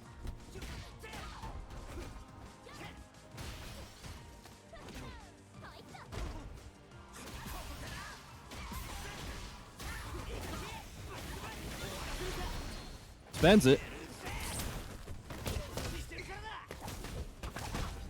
Yeah, level 3 right here should be enough to close things off. Off of that stand, medium kick. No sliver this time as Chris CCH going to be taking that 3-0 lead, punching their ticket into winner's side at top 8. And they got a match coming up now with Lazy Boredom. All right, and we've got the simple 3-0 into YJK, pushing them down to losers. And man, Lazy Boredom into Ed. We just had 50 rounds of that last Friday. Actually, more than 97 rounds of that last Friday. Yeah, we're gonna with get Lazy Boredom into Satora. I was gonna say Satora ran that first to 50 with him. And I mean, hey, massive shout out to Satora. I ain't gonna lie, they got a lot more than I thought they would. It was very, very close when it was all said and done. But I ain't gonna lie to you, dude. I like me some Street Fighter 6, but 97 matches in a row of it, I don't know if my brain could take that. I think my record at this point is like 9 straight hours of ranked. Woo! Yeah, when this game first came out, I actually did a 24-hour stream. So I got like 24 hours of Street Fighter 6 on launch, which, I mean, back then, this was the drug that kept on giving, you know what I'm saying? But these days, I'm like, bro, I play like 30 minutes of rank, and I'm like, get me out. Get me out of here, dude. You guys are animals. I did a 36-hour-long subathon last month. That was nightmarish. Of just Street Fighter 6? No, God, no, I couldn't. Oh, I was like, you're built different if you did that. No, I had a chunk of Street Fighter 6 in there that I think I got like, I want to say 6 hours in. And I was just like, yeah, I can't do this anymore. Yeah, I can't stream Street Fighter 6 no more, bro. I'll be crashing out. I ain't gonna lie to you. I'll be making a fool of myself over this damn game. I think Street Fighter 6 might be the only game where I've actually like alt F4'd like ever in my life. I ain't gonna lie to you. There's been times in this game where I'm like, all right, bro, I'm gonna go do literally anything else. But for some reason, I just keep on coming back. Isn't that crazy? Isn't that crazy? Capcom has made a very, very addictive experience here. That's all I can say. Yeah, and honestly, I'm gonna be playing a lot more too. Since Yasmin's coming out, I played about like, I don't know, maybe 90 minutes of Yasmin over at Evo, just because I kept getting back in line, or when there wasn't a line, I just started the setups. Yasmin is a character that is very, very intriguing to me, and I think is going to light that spark again to grind some Street Fighter 6. So, I mean, we're only a week away, surprisingly, just a week away from this game. Maybe changing a lot, maybe not changing a lot. Either way, I'm going to enjoy having a new character in. For those of you at home that know, man, I'm a complete Blanca loyalist. I always have been. So if any character is going to get me off of Blanca for a little bit, it's going to be Yasmin. But next up, then we got my boy Young Mateen, and we got Thunderous G up in the building. YMT, of course, as you mentioned. Got a little bit of a match to play against Complex over at CEO. So we'll see if Young Mateen is going to carry some kind of momentum as we're going to head into Florida just a couple of weeks away in this match over here against Thunderous G.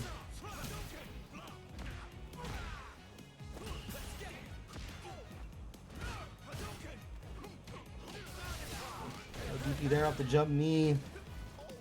I mean, Young Matt team, you usually expect the anti-airs to be on point here, so we'll see if we get them going forward. But of course, I mean, it's the YMC special. They're going to carry to the corner, start running that Ken game plan combo. And Thunder is a big fan of that setup. He's a particularly tricky DJ. Hey man, if you show me a DJ that's not tricky and is calm, cool, and collected, I'll show you a bridge that's overland, man. But Young Mad team gonna be up one round here as they bet it all on that ODDP.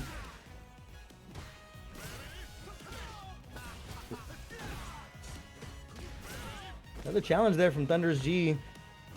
I'm gonna drive rush in. I mean, for as tricky as they are, they were playing patient until they weren't. The DI gonna hit its mark there. Young Mad team low on drive gauge, and that's a setup there. I say parry game on point, getting some meter back here, but not really going to matter here. Thunderous G picking up enough damage to shore it up 1 round to 1. Yeah, clutch there on that level 2 pickup, expensive spin, but I'm always a believer if it gets you the round, go ahead and roll with it. The Young Mad team gonna be coming in with that level 3.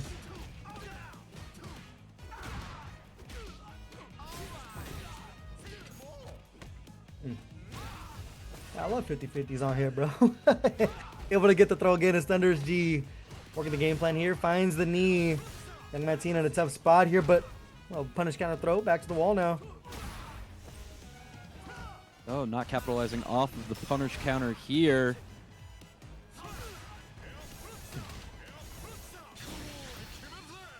Oh, such a great call just to use the super there, but it actually isn't enough to find the chip kill with that critical art now from Young Mateen. Isn't going to kill, but I mean, you start winning this drive rush war.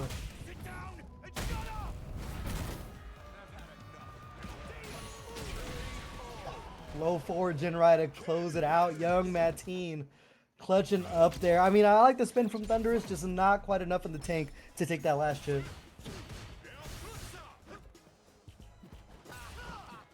Now we're starting to see some sway here from Thunderous G.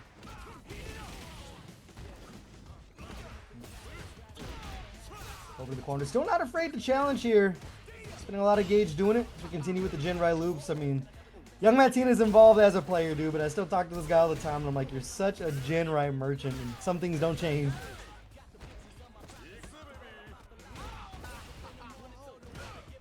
Ooh, throw not picking up there. Young Mateen up and over, pushing Thunderous G to the corner. Just barely avoiding burnout here. Oh no, DP gonna use the drive reversal offensively. The neutral jump not gonna work out. The jackknife meeting him in the air there. I like the idea from Young Mateen. See if he can get a throw attempt though, but Thunderous G making it work in the corner, especially in burnout too, is huge.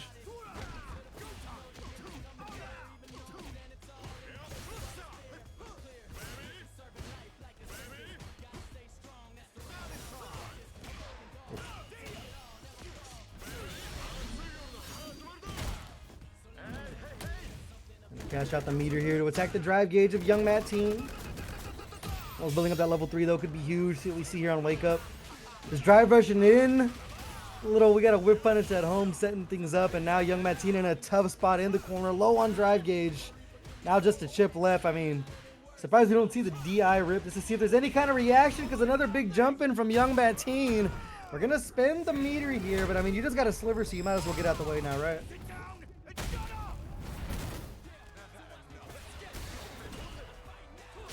Ooh. Not quite enough as Thunderous G jabs it out.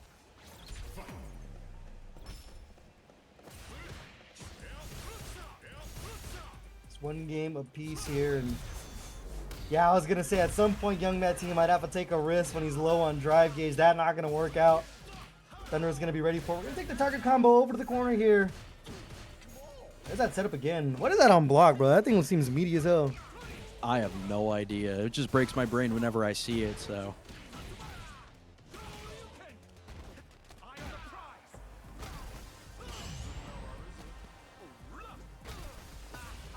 Barry gonna take a side swap. Oh, that's so unfortunate. They try to stop their momentum with a throw, or maybe even just search for a back throw out of it.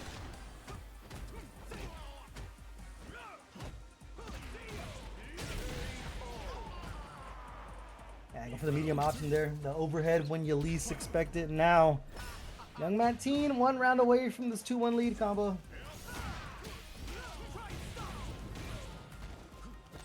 Got the run Tatsu to the corner, gets the PC throw, and does not press into the level 2, but rips 3 of his own volition. Gonna put Thunderous G in an incredibly difficult situation here. Yeah, solo on drive gauge as well. In Young Matt Teen's world, they don't really have to press the issue there. They caught the startup of the air slasher, and Young Matt Teen gonna be taking this 2-1 lead. And this one, I mean, not even a top 8 qualifier here. They're still gonna win one more on top of this, but we'll see if they can close the job here.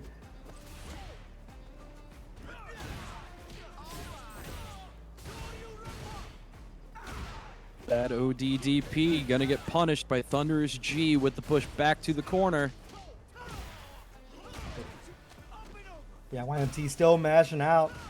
A bit of a reset there to find the back throw. Still looking for these Jinrais. We haven't seen the DI attempt just to test if the string goes all the way through for Thunderous, and YMT been taking advantage of it there. The trade coming in. Another driver's jab, but still not believing in the hit.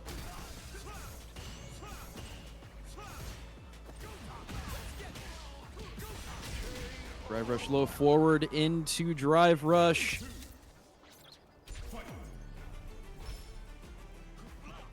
Sending Young Matt Teen on set point here. A lot of meter to work with. We've seen a lot of level 3s coming out from YMT. That punish counter throw going to be enough to build up the meter. Second time's the charm. Now every hit becomes so much more dangerous. Caught the level 2 here. Hidden burnout though. I mean, Thunderous spent a lot of meter to make that happen here. And Young Matt Teen and taking advantage every single time. They've been in the gray, the big time jump in there. We're not going to spend it just yet. Saving it for the kill shot.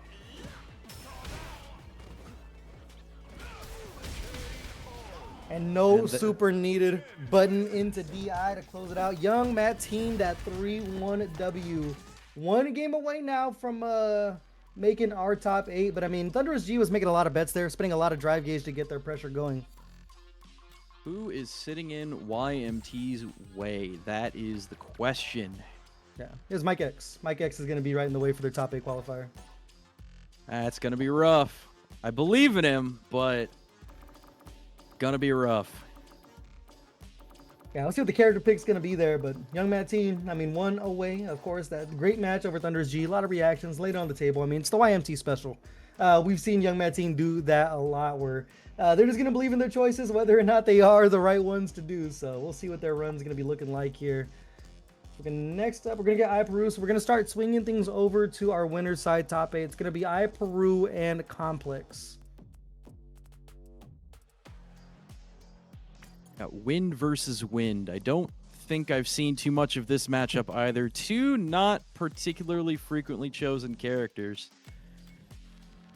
Yeah, does OD Condor Spire get through level 2 from Rashid? I don't. The thing is, it's like what we talked about. We don't see this so many times that it's like those interactions are very few and far in between. I don't know. I couldn't tell you. Like, there's a Lily in top 8 at Motivation Academy. Like, let's talk about that. Like, how's that even happen? I mean, if it's gonna be anyone, it's gonna be iPeru. Or I mean, especially because El Chicote kind of just left the character. They were playing Elena for a bit. Now, of course, we all know is completely 100% gun-ho on the Ingrid. So I mean, iPeru is like kind of like this region, like North America's region, or at least Slam's region, of the only high-level Lily that we have left. So I mean, if anyone's gonna do it, it's gonna be them. Holding it down. And we'll see if they can hold it down here against Complex as the winner of this one. Going to be punching their ticket over into winners finals. But before we get things underway, I want to remind you guys about the Matcherino, !Matcherino in chat. Let's go ahead and claim those codes or donate directly if you're feeling generous. Still 35 codes to claim. But let's get into this one combo. Winner goes to winners finals. Loser going to be taking a trip over into losers semis. iPeru already using the disjoints to keep Complex at bay.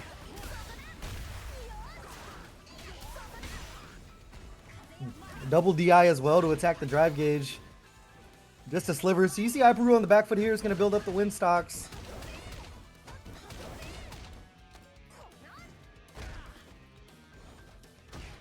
Oh, they try to go air to air. I'm not sure what button that was, but not going to work out. It's Complex. Going to find the side swap here.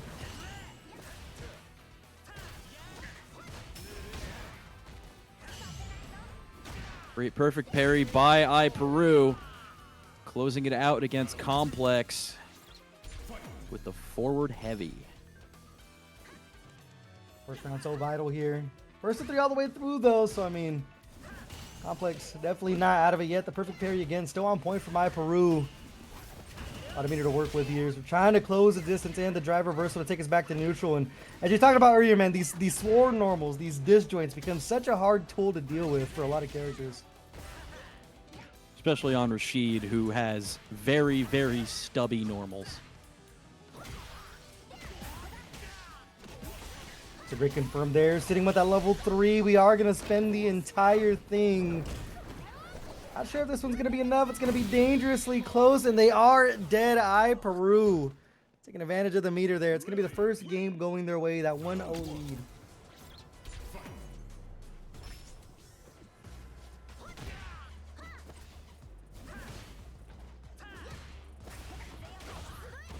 Complex really having to put in some work here to try to get in against Iperu, who is doing an excellent job of just keeping Complex in bonkulating range. Low on drive gauge again for Complex. That's kind of been a theme for him all tournament long this far, is just kind of been behind the A-ball when it comes to meter.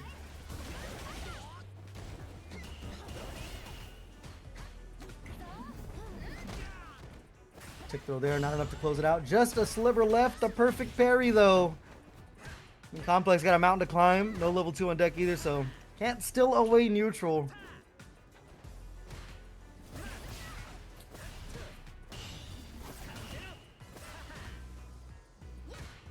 Oof. Jumping back in, finding the throw. Slow push towards the corner from Complex. And now that level 2 is so huge here, and why not challenge the startup of it with a disjoint? That's like ball knowledge. To understand you're in the perfect range to just go ahead and stick a button out like that. Iperu 1 round away from a 2-0.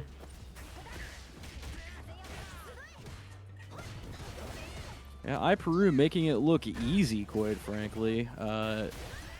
Really knowing the range and the delay on everything that he needs here to shut down Complex's pretty relentless forward onslaught here. I ain't gonna lie to you, Triclops, that's a red card, bro. That's a red card if I ever seen one. Level 3 though on deck for Iperu. Needs a single confirm. Air to air, got the pickup. Ain't going to super on that, just a chunk left. It's been a lot of air to airs being searched for from Iperu, just hasn't been able to land him there.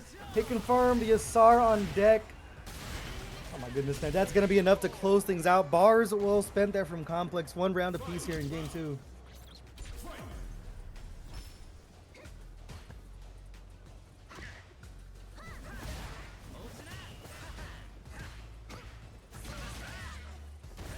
Complex altering his spacing just a little bit to stay out of range of those disjointed pokes. Seeing a bit more whirlwind here come out.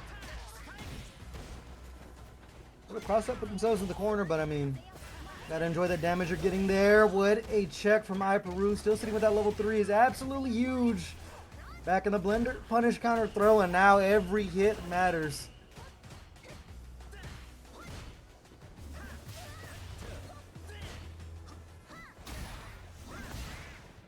So looking for the chop. I mean, you're so close to building up that level 2 as well.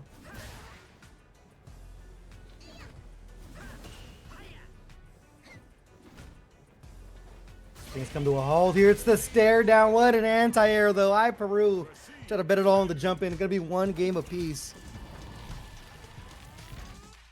Complex playing it cool and sniping Iperu out with the OD mixer. Yeah, back and forth we go. Iperu just took that chance there.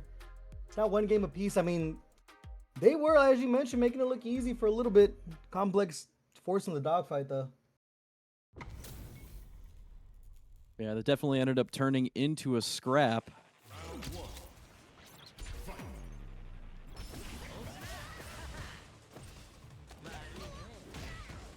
Shimmy.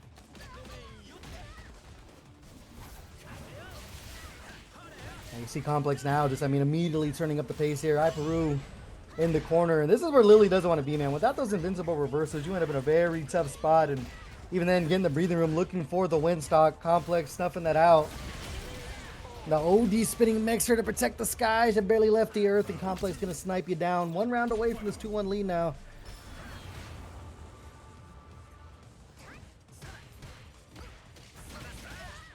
Complex with the Bulldog offense. Already Iperu at the wall. The offensive D-Rev. Jumping out of the corner there. Gonna spend a lot of gauge, about 1.5 bars left for Iperu. A lot of super meter to work with, though. Gotta find that confirmed. Complex gonna lay it on the line there. As a level 2 as well. You saw the backdash. They might have thought about it, but now they're gonna attack the drive gauge, doing it meaty.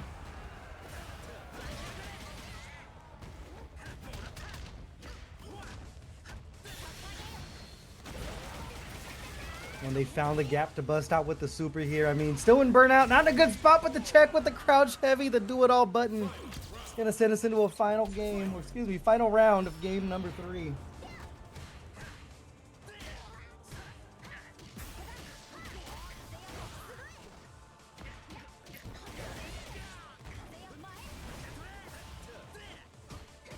Oh, barely missed with the overhead.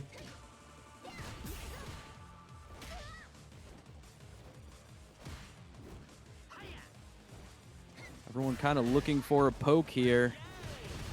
Drive rush sweep.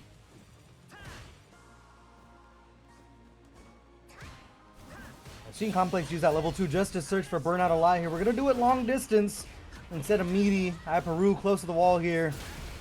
The sandwich coming in, and either way, you're still going to attack the drive gauge, forcing Iperu to kind of just go out and burn out on their own accords. Level 3, though, got to watch the wake up. Looking for the kill frame, the backdash, just in case the option came out.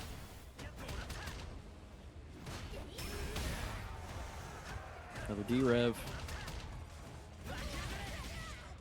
Heavy mixer. Rashid wins. Round 1. Yep. 2-1 lead here for Complex. I mean, it's just been a fight over the corner this far. Both these characters necessarily don't want to be jailed. They have to spend resources. Try to just get neutral back here. Punish counter throw. And now we're seeing Iperu just not immediately start building the win stocks after a knockdown. Like, they got punished for it like once or twice, and now they're just living with their decisions. Doing a great job attacking the drive gauge, those. Both players, I mean, well inside the orange. And we had an attempt by Complex there to throw Iperu's tap parry, but no joy. However, going to get the punish here. Super 1 to the wall. Sliver of gauge left here for Complex. Gonna say, at what point do you like try to rip the long distance DI? We're gonna take the forward throw here. Iperu gonna have to make a decision. The air throw. Complex 90 mining their P's and Q's, and now on set point here, Combo.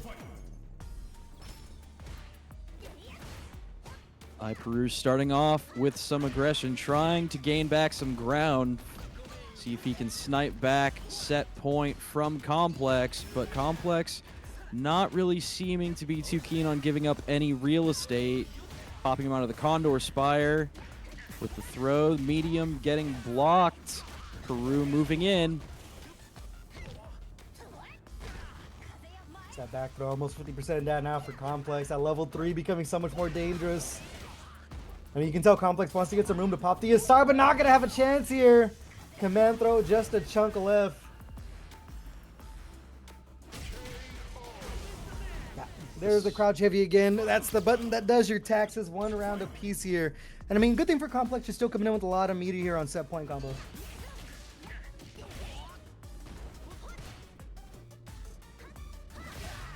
Complex looking for something. Going for a confirm, not quite. No punish off the whiff. Drive rush, no joy.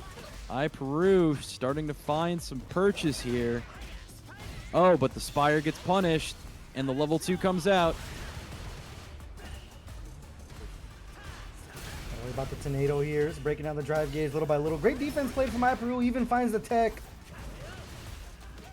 Offensive drive reversal and complex back in for a second helping here. Just need to find this confirmed. They find the light punish, and this right here. No super needed. Complex at 3-1 W of Peru, and they're going to be heading over into winners finals. I say a big congratulations to Complex as Peru will shift on down, where he will fight the winner of Triclops versus whoever Triclops ends up fighting, which is looking to be. Yeah, I would say I'm looking. Yeah, it's gonna be Young Mad Teen and Mike. Actually, Mike X just beat Young Mad Teen. So YMT in top 8. No, I'm looking at the wrong one. Hold on. Star GG's messing with me, man. Where is the right match that I'm looking at here? Oh, it's gonna be the winner of YJK and Carson. Those two have I think they just started their match, so we'll see who Triclops is playing. Mike X, however, though, did beat YMT, so Mike X is gonna be on loser side top 8 against Levi Hakai. So next up, I think we're gonna go back to our winner side. It should be Chris CCH and Lazy Boredom. And as you mentioned, we just saw a lot of Marissa versus Ed with Lazy Boredom against Satora, and we'll see if that got him ready for this match against Chris CCH. And this was actually a recent grand finals for the two of these players, so this is the run back. See how things go here. And I mean, this is another matchup that I feel like is like a real tough sledding for Marissa, right? It is, yeah. With kind of her reliance on needing to break out a lot of really heavy punishes, Ed having buttons that are incredibly difficult to whiff punish, really reduces her efficacy here. But Lazy Boredom making it look easy. Not really feeling like he's all that hindered by the difficulties of this matchup. Chris working to turn their tables, though. I mean, back to the wall here. A lot of resources to spend. Chris slowly turning chips into chunks to come alive here.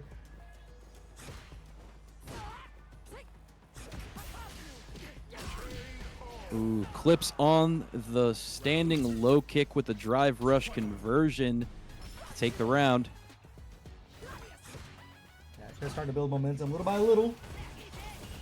Pretty we're going to see a lot more of too is just a lot of the flicker, trying to bait out some of these huge options from Marissa. It's one of those characters, man, where it's like if you make a decision, you kind of have to really believe in yourself when you make it. Yeah, she is hardcore committal, and we're going to see the dream here from Chris.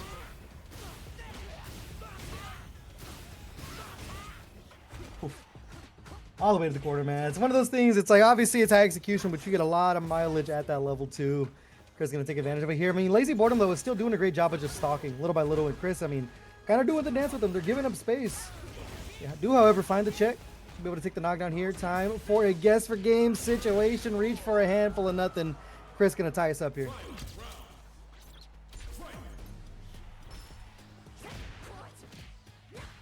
Up with the trade.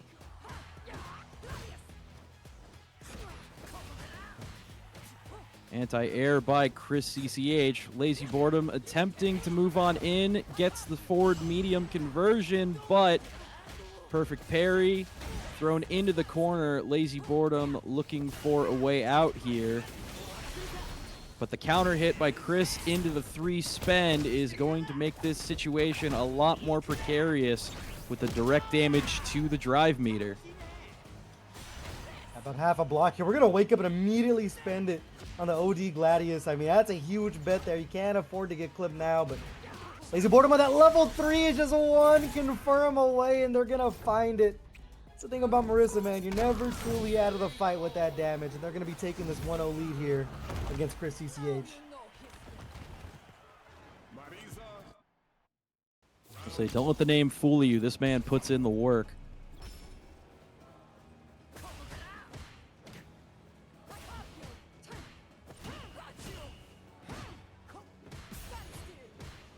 Chris still staying patient. Lazy Boredom forced to use a lot of this drive gauge, but I mean, you're getting the corner carry out of it, but Chris has just been implementing this game plan where they're going to give up the space and immediately find a check.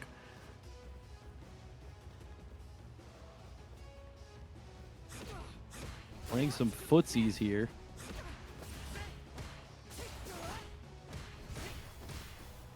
Hey, all right, Rosebriar, I see you. 10 gifted subs. Thank you for the contribution to the channel.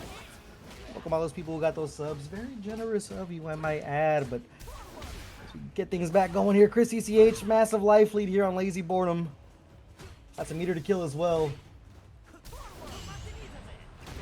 And the perfect parry into the DI is going to let Chris CCH close out the round with a commanding life lead. Coming with that level 2 is also huge if they want the corner kick. We're going to find some here, so I'm going to save that meter for a rainy day. Continuing to get clip low, though, is Lazy Boredom.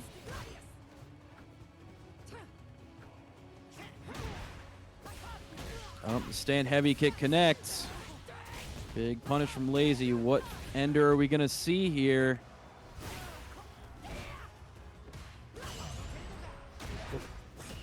Now the perfect parry there. They dropped the combo. It's unfortunate. I'm sure they had side swap on their line. Not going to find it here. Lazy Boredom with the confirm. So right here, you're not going to have to spend too much. You're going to be a little frugal when you tie things up 1 round apiece here. And I mean, still against Marissa, dude, you cannot blink as Chris CCH on the verge of going down 2-0 unless they can hack. They got the meter to pull it back, though, combo. Yeah, Marissa just converting a stray hit into an evaporation. The forward medium here getting the low into the Dima Oki. Is he press into 3? Yes, he did. Chris CCH going to get some direct drive gauge damage here and get Lazy off his back. Back throw as well, so big, but of course the armor coming in, spending the meter for it. I was just chunking away. Sitting with that level 3 is so huge. I mean, even when Chris is on the attack, you have to be worried about the wake up. Or we're getting clipped, and just like that, again, Lazy Boredom weathering the storm to close out the game. Now that 2-0 lead. Yeah, those Dima conversions into 3 really doing work here for Lazy. Despite that being one of the lowest damage routes she can use to get to it, it's just going to be enough. She just does too much. Yeah, I was going to say, their lowest damage is what, like 40%? I think you get about 38 off of that. See how Chris responds here, though. I mean, going down 2-0 against a Marissa player, it's like, it's the mental idea of like, what do we do on wake up here? Getting caught by the command throw out of the Scutum. Not looking good for Chris ECH as they get clipped again, and Lazy Boredom in the blink of an eye on set point. Yeah, Lazy's prep looking to have paid off a bit here. Chris CCH with a mountain to climb to bring this one back in winner's semis, but Lazy with the conversion again off of the forward medium. Chris getting the throw to the corner. And still, again, I mean, just cannot be denied on wake up here. About 50% left in the tank for Chris. Almost level 3 built up for Lazy Boredom as well. So, I mean, every single time you get clipped, it might be the end. But and now Chris doing the clipping. Save jump setup with 3 bars to their name. Perfect parry to steal it back. I mean, you're still going to spend the meter here. You are just going to take the knockdown. But now you're in that true strike throws. We use the Scutum again. Combo is so close. Lazy needs a stray hit here. Trade not quite going to get it. Called the standoff. We got the standoff. DI in their face. You won't. Just DI in their face. That's all I got to do, Chris. And now, I mean, honestly, you're just staring a bull in the eyes here. Lazy Boredom, absolute nuclear option ready. But just that sliver left. We're using the clock. What a check with the stand light kick. They were ready for it. And Lazy Boredom is going to be punching their ticket over into winners finals. What a reaction combo. Yeah, Lazy really just a big fan of that light kick. And since the buff's on it last patch, I mean, he's just been getting better and better use of it in bracket. So taking it over Chris CCH, who, to my understanding, took it over him last time they met. I mean, what a run back for sure. Yeah, it was just about like checking like the forward movement. As you saw at the very end there, man, another stand light kick to stop the movement from Ed with that drive rush behind him. But man, lazy boredom. We were talking about this before the stream even started. Gonna be heading over to CEO. I want to see what the run's gonna be like from lazy boredom because it's been like top 8 after top 8 after top 8 for lazy boredom. So it seems to be no end to the run here, combo. Yeah, and he's definitely been putting in, I mean, just a lot more work. It looks like the Ed prep definitely paid off some, but I mean, incredibly excited to see, I mean, who he's going to come into here, and yeah, how CEO is going to pan out, because at this point, I mean, he's punching way, way above his last year finish, which, if memory serves, was, I want to say 129? No, yeah. No, there's no way it's 129 this year. We're looking for No. these top 32s for lazy boredom, if not even higher at this point. Because, I mean, as you mentioned, they did get that last top 8 that we saw. Chris ECH and lazy boredom in did get the best of Chris. And, I mean, doing it twice, it's no fluke at this point, especially with the 3-0 on top of that. So, we're going to be in winter finals tonight against Complex 90. But we're going to take a trip over to our loser side of the bracket as we got Mike X and Levi Hakai on the docket. I do like lazy into complex though. I really do. I don't know, man. We might have to side bet on that one. I ain't gonna lie to you. It's gonna be a close one there. It's gonna be interesting to see how things go, but we'll see when we get there. But Mike X and Levi Akai, also another banger match here we're gonna have on Motivation Academy. Levi, talking about players that have been on runs, dude. Levi Hakai has leveled up like crazy since they've gotten their hands on Elena. Like it's been like insane to see the improvement, and not just the improvement, but how fast the improvement's been for Levi. Yeah, and we've really had 2 incredibly powerful Elenas in motivation over the last few months. Levi and Doma have both been putting in incredible work, but Levi just on an incredibly dominant streak, both online and offline. So we'll see if they take it over Mike X right here. And both of them have characters to swap onto. I mean, Levi, if you check CFN, he's got pretty much everyone in Ultimate Master. I mean, he's prolific. He's new Punk, basically. Yeah, that's like always the most dangerous kind of player I see too, is those players that just like, yeah, I'm bored. I'll just get whoever the hell to Ultimate Master. Easy peasy. New character drops, it's like instant 1900 MR, and you're like, all right, buddy, I get it. I see what we're doing here. I have a Levi Hakai story. On my attempt on getting out of Diamond, he was actually one of the first people that I played into doing his Masters placement matches. That's funny. On Jury of all people, so it was not a fun time. Okay, this is your principal speaking. Levi Hakai, I need you in this lobby. I needed you yesteryear in here. Please come to the lobby. Also, Rose, thank you for the $22 donation to the match arena. Also, you know, your boy's kind of nasty with it. I got 7 out of my 8 seeds right for top 8 this week. Don't mess with the motivation. I know what I'm doing. The only one... That's why he's the best. The only top 8 seed that didn't make top 8 was Mono, but that's okay because he lost to Jackie Tan. Jackie Tan is carried by Blanca, level 2. You know, don't give me that face non-factor. He is carried. It is okay. I'm carried too, so I mean, it is what it is. But anyway, Levi Hakai, you are not here. In the next several seconds, you will get DQ. Mono should have been the fellow Aki in top 8, but see, you say that, Carsonas, but if you would have had to play him, you would have been in my DMs complaining. I got the whole script. You guys think the script is just a bit. Also, we have, according to Twitch, we have 180 viewers in here. That is a lot. Thank you all for tuning in. And I just want to say thank you to On Factor and Combo Dropinski for being on comms. We are gonna start top 8 losers as soon as Levi Hakai stops playing Guile of all characters and ranked and enters this lobby. Before we get you out of here, Neo Jedi, you gotta tell the people at home, man. We got a patch coming in a week, bro. What character needs to get shot? He's gonna say Blanca. I only get one choice. You only get one. What is the one character you want to see like absolutely obliterated more than other? Blanca. What, bro? Why you say fuck me for? What did I do? As I said it. Bro, he had to switch to the face cam to diss you. Like, He had to let me know. That's crazy. Well, we're gonna pretend he didn't say that. Yeah, man, Neo Judah, I'm so glad you agree that Cammy needs to be nerfed. But let's get into the match here. Combo. Gonna be losers round one. Levi Hakai off to a great start against Mike X. Levi already breaking out the bag of tricks here.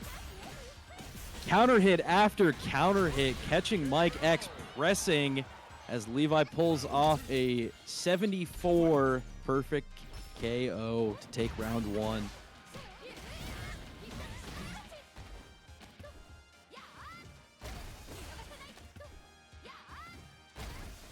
For loop on deck.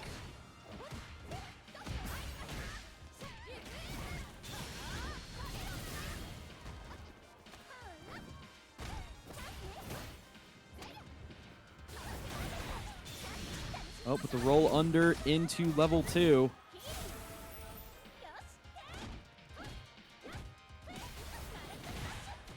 Go for some chip here. Clips with the mount overhead. Roll. Going to get caught by the reversal Super 1.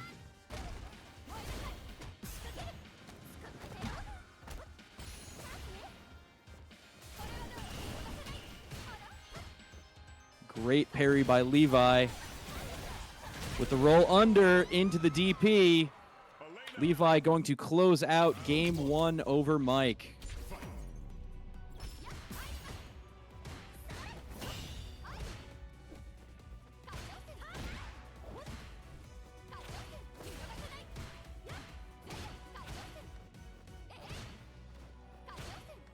Got some fan pressure by Mike X. Levi looking for a way in and finds it. But the perfect parry is going to reverse that pressure from Mike X as Levi is going to be thrown into the corner. OD fan from Mai going to clip with the light moving forward. Drive rush with the pressure. Counter hit into Levi. Super 1. No punish on the drive reversal there. Mike X going in low with the low forward into drive rush, going to short up. Taking around, going to look at maybe taking a game here. Already sitting pretty low at drive, might need to recover a bit, trying to get something back. Both of these players looking for an entrance. Mike X with the low forward into the Super 1. Sitting awful low near burnout. Levi burning himself out. With the roll under into Super 1. Mike X sitting with the burnout. Levi with the poke conversion. Fan pressure from Mike, pushing him off.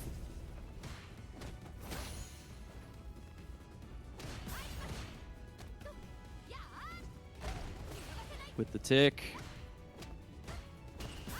Levi staying cool under the corner pressure as he gets Gage back.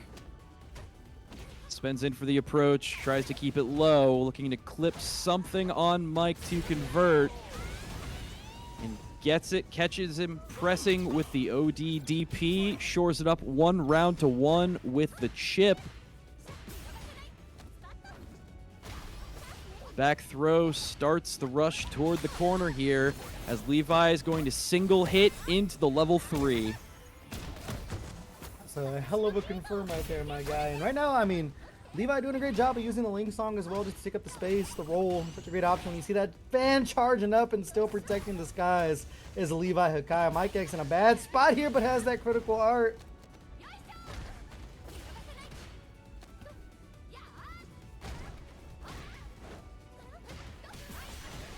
Oh, not getting anything on the throw there, as we're going to see the spend into the critical art by Mike X.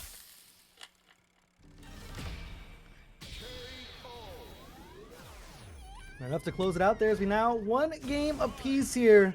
Losers around one. The script slowly starting to creep its way in here.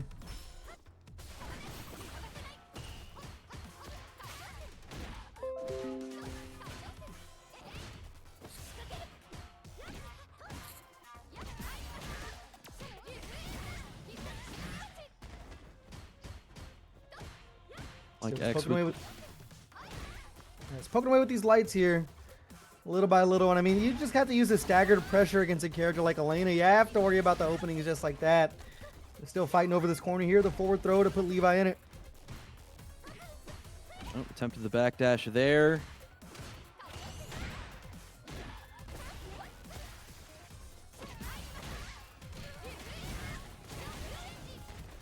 Getting a lot of low drive rush here into corner carry.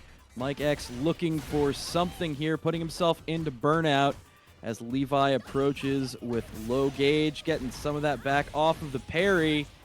And we're going to see the spend here into 2 to take round 1. Yeah, expensive spin, but of course getting that round so huge here as Levi Kai looks to take control of this one. But I mean, Mike X, so much resources to work with here, and I mean, it's been a fight over this right corner. We've seen Levi Kai stuck here many times, and I was gonna just say just been getting out for free pretty much too. Oh, bad DP, about to get punished here. Big one by Levi. No spend on the super there, not using any of 1. Building 2. That buff on deck from Mike X now could be so huge when it comes to trying to even up this drive gauge. And you can see Levi Kai just backing off, but another single hit confirm to take this 2-1 lead. What is that confirm window? Does anyone in chat know? Am I impressed with the wrong things? Because I mean, every time I see a single hit confirm, bro, my heart clenches a little bit. Hey, you know what? We go to the mirror match like that? The mirror match? We do tournament life on the line? It's a 17 frame window. I mean, that's still pretty impressive.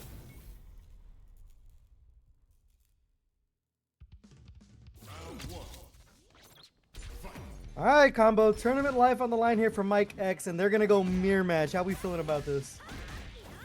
This is degenerate, if I'm being completely honest. Mike X making it so we now have to use colors and costumes to determine who's fighting, unfortunately. Thanks for making extra work for production, guys. Okay, working out good here for Mike X. A little more even here in that Rhino Horn, of course, you know. Great corner carry option. Beautiful confirm there as we're heading back over to the corner. It's the oppression of Elena, man. We talked about slept on characters like this entire like tournament. Elena was slept on for so long, bro. Just because it's like, I wouldn't say the most intuitive character in the world to play. Even in Japan, there's not too many of them that are playing at the highest level. But I mean, the way this character is able to use their corner carry with the Rhino Horn, and then the amount of damage they get off of their level 3 is kind of nutty. I think a modern Elena placing so well at Cap Cup really kind of woke some people up that she is like, the potential is definitely there. Yeah, it's another character too that I feel like it's gonna kind of have like the Ryu approach with balance changes, where it's like they just slowly get buff little by little by little until they end up in like the top 5 range, because this character just absolutely hits like a truck here. I was gonna say we're gonna see it if Mike X went ahead and cashed out something, but either way, man, even when they just spend 1 drive rush cancel, it's a lot of damage.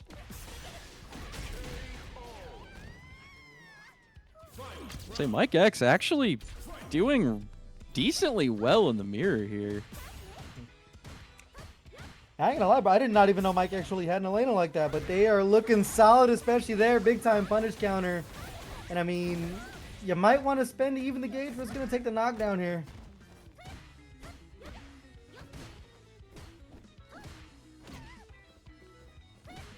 See, Neo Judah, where's Mike X's Blanca though? I don't see him, so Blanca can't be that good. Noticing. Hashtag noticing.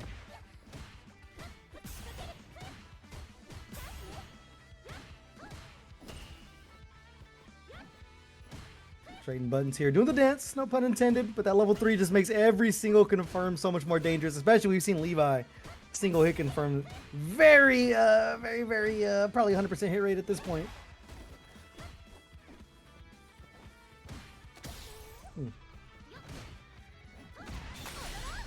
Yep, Yeah. and there's the single hit.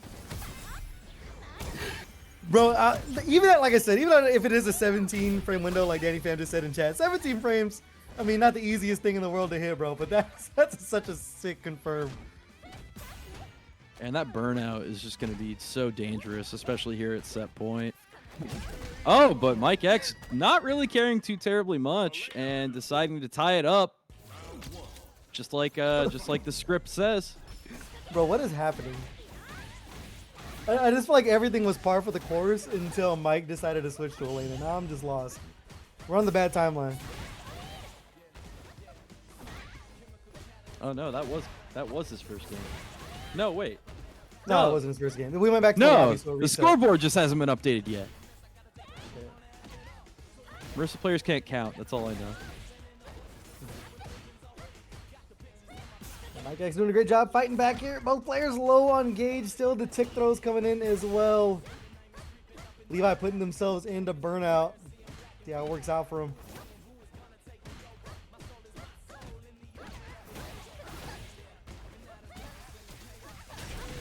Yeah, that's going to be it. To put Levi Akai back on set point.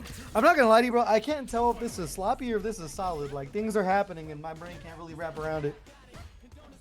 I have enough trouble following Elena as it is, so.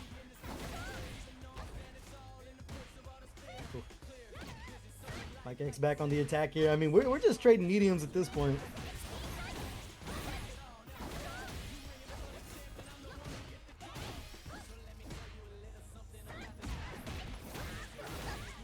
Oh, beautiful confirm there. Mike X getting the throw as well. Levi gonna walk back here.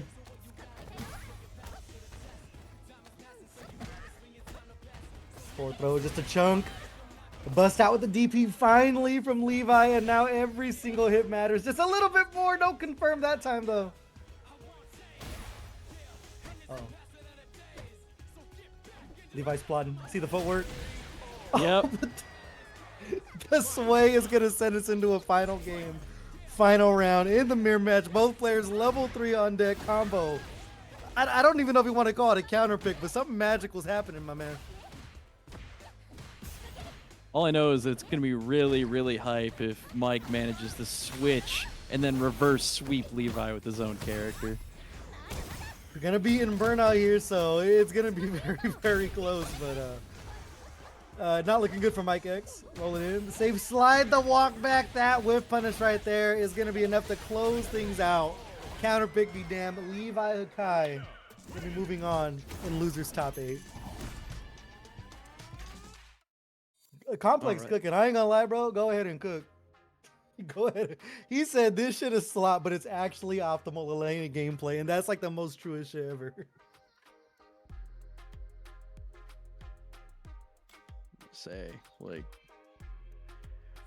I say Complex is just, he's cooking because he's got to go into lazy next, and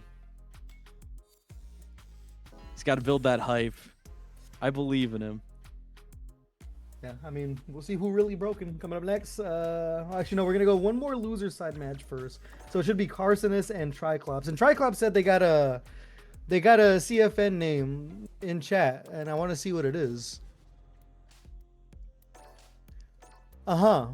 It's that, apparently. Yeah. You can go ahead and say that one, bro. I'll hold off on that. I'll hold off on that. I'm not saying it's not funny. I'll rebuke it. I'll rebuke it for now. But as we talked about, it's going to be Carcinus and Triclops doing battle here. Losers round 1 winner. This one's going to be facing Peru. And I want to remind you guys to hit that Matcherino. We still got 16 codes left to claim. That's exclamation point Matcherino over in chat. To head over there, grab those codes, tell your mom to tell a friend to tell somebody to claim these Matcherino codes. Quite honestly, man, it's like 170 on chat, and we only got like less than 20 codes left to claim. I need to know what's going on over here. But let's get things underway. Combo gonna be Carcinus on the Aki. Gonna be Triclops with that Bison. And I've heard a lot of Aki players say they do not like this matchup just because OD Psycho Crusher is that great nullifier to the full screen fireball.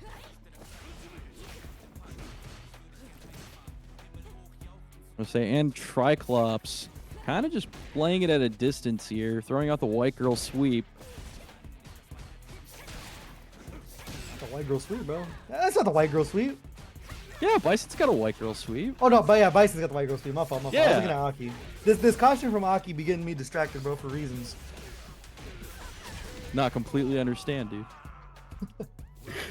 First round, gonna go Carson this way, though, as they find that deep cross up to take this 1-round lead. But yeah, Bison does got that rich white girl sweep. Which is so crazy that he does, because it's like, Bison's a bum in this game? You think JP would have that rich white girl sweep? He does. It's in the air, though. There you go. It's like a frame one reaction to Carson is back on the attack. The juggle with the heavy kick, looking solid. Even the heavy serpent lash to protect the skies, and why not continue off of that? We got the level 3 full cash out with the poison. This one is going to hurt.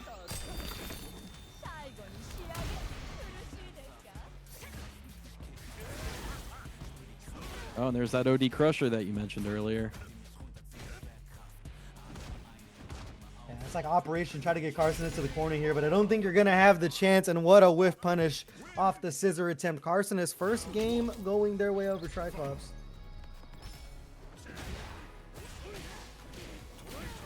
The counter hit, heavy punch there.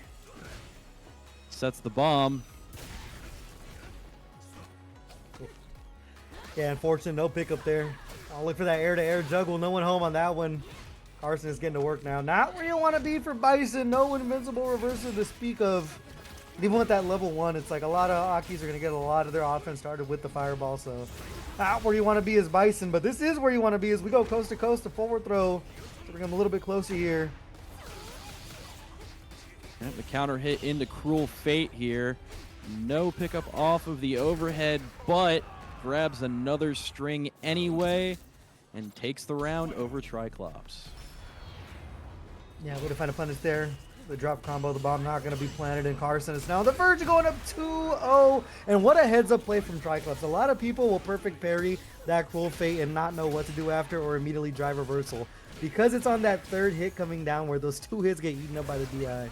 Heads up tech, and wow, we're just going to slither our way out of there. Great use of the bomb there into the air TC.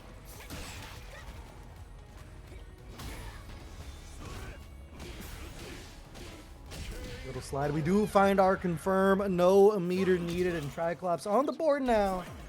Like Carson is running away with this one, but I mean, even coming into this with a level 3, everything matters so much more, especially when Aki can pour it on. Little 2 serpent lashes. We're avoiding the puddle. Got to keep the boots clean.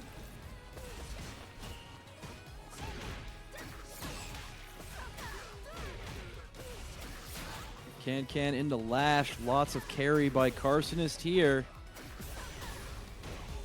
Hits the jump setup, and we are going to see the spend here after the absolute PowerPoint presentation that we just saw. Damn. A beautiful perfect by Carsonist, going up to 2-0 over Triclops. Yeah, man, we talk about that Bison damage, but Aki can pour it on as well. Especially after the Blossom when they pop that poison. It's just so much like non-scaling that happens. And we haven't seen too much of the OD Psycho Crusher from Triclops just yet to like stop the fireball. Great pickup. Yeah, that's crazy, bro. Why did she get that? She needs it. Anti there we go with the drive rush low. Let's set the poison online here now. I mean, cannot afford to get clipped if your Triclops to trade there. Didn't space the scissors well enough. That's going to close out the round. Carsonist on set point.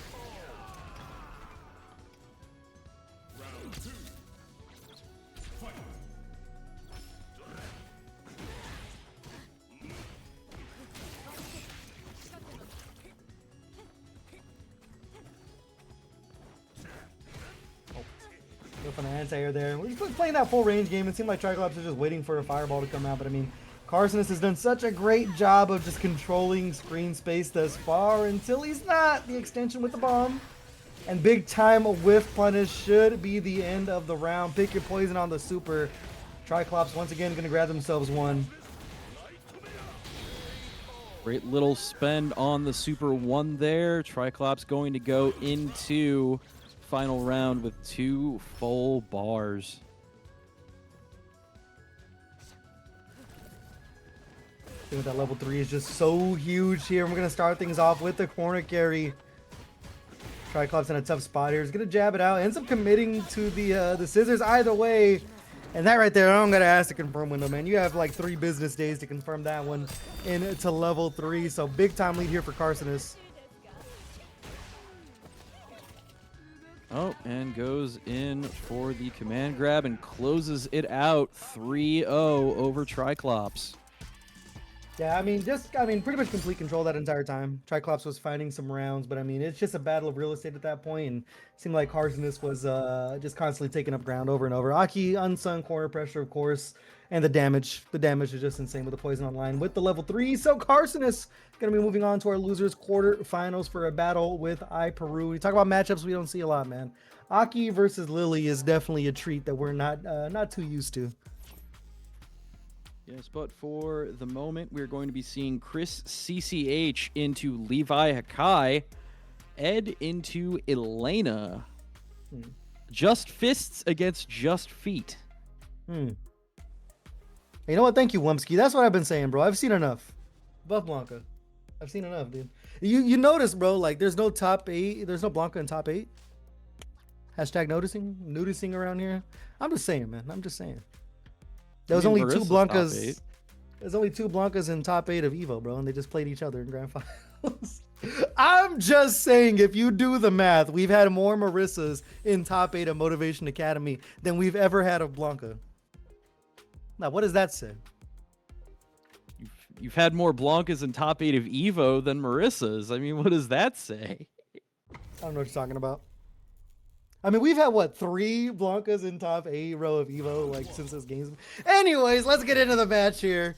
It's going to be Levi Hakai and Chris CCH, 2 characters that we see a lot in these online brackets here, mostly because of these 2 players, as you mentioned, Doma as well, another solid Elena player, but right here, Levi Hakai. These 2 played against each other quite a bit here, so we'll see how this one goes, but a neutral jump from Chris CCH there, no Ling Song available.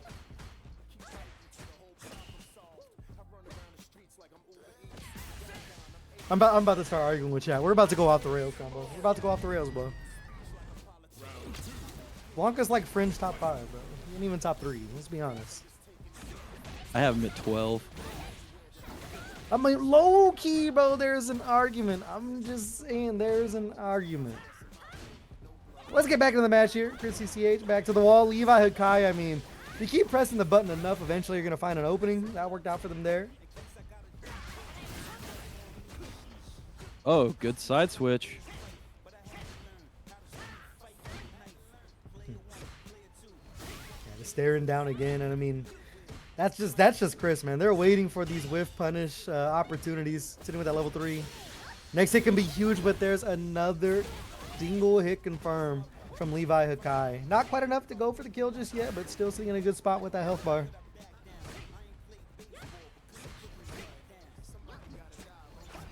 Chris playing it patient, going for some flicker pressure here, trying to find some sort of opening here to use into Levi, getting the throw. Still playing it very safe here. Hit away from it, and there it is. Levi gonna find it on the low, clipping the toes, tying it up 1 round to 1. I ain't gonna lie, bro. It is so weird to be seeing like Elena wear just like runners. Like, why she got the knockoff like Nike Roshi's on, bro? It looks so weird. There are certain characters that get into their what are these damn costumes called? The Drive Tech wear? Drive Tech, yeah. And it just looks so jank for certain characters. I don't know why. Well, I mean, especially like when Bison keeps the armor on with like the rash guard. Looks weird on Marissa. Like, Damn, what a whiff punish from Chris right there, and that should be enough to close it out. Level 1, just to make sure it's the kill shot. 1 game lead here. But yeah, man, talk about those costumes. I don't know. It's a little weird. I'm not used to seeing certain characters wear shoes, or just the shoe choice is a little weird. Because I'm like, Terry still keeps on the chucks, which is like awkward, I guess. I don't know. Am I being picky? It's a free costume. I mean, doesn't mean it's a good costume. I use Blanca's. A lot of people tell me it's ugly, bro. I'm not a believer. I think it's his best looking costume. Yeah, because they decided to give us costume 3, and it was just Blanca channel over here. And I'm not going to rant, bro. We're dead even here. Chris with his 1 game lead. Coming back in, Levi Kai. I mean, both these players are so footsie oriented that it's like searching for these whip punishes are very few and far in between. But every time you find one, it is so crucial. Chris gonna take Levi back to the corner here. You are gonna have to spend the level 1, actually the level 2, to go ahead and close things out here. Never mind, we got a drop, but Levi's gonna do him the favor. Blocked ODDP to put Chris on the verge of going up 2-0. Yeah, and at least that PC throw, that's going to be the optimal gain there to get some meter back.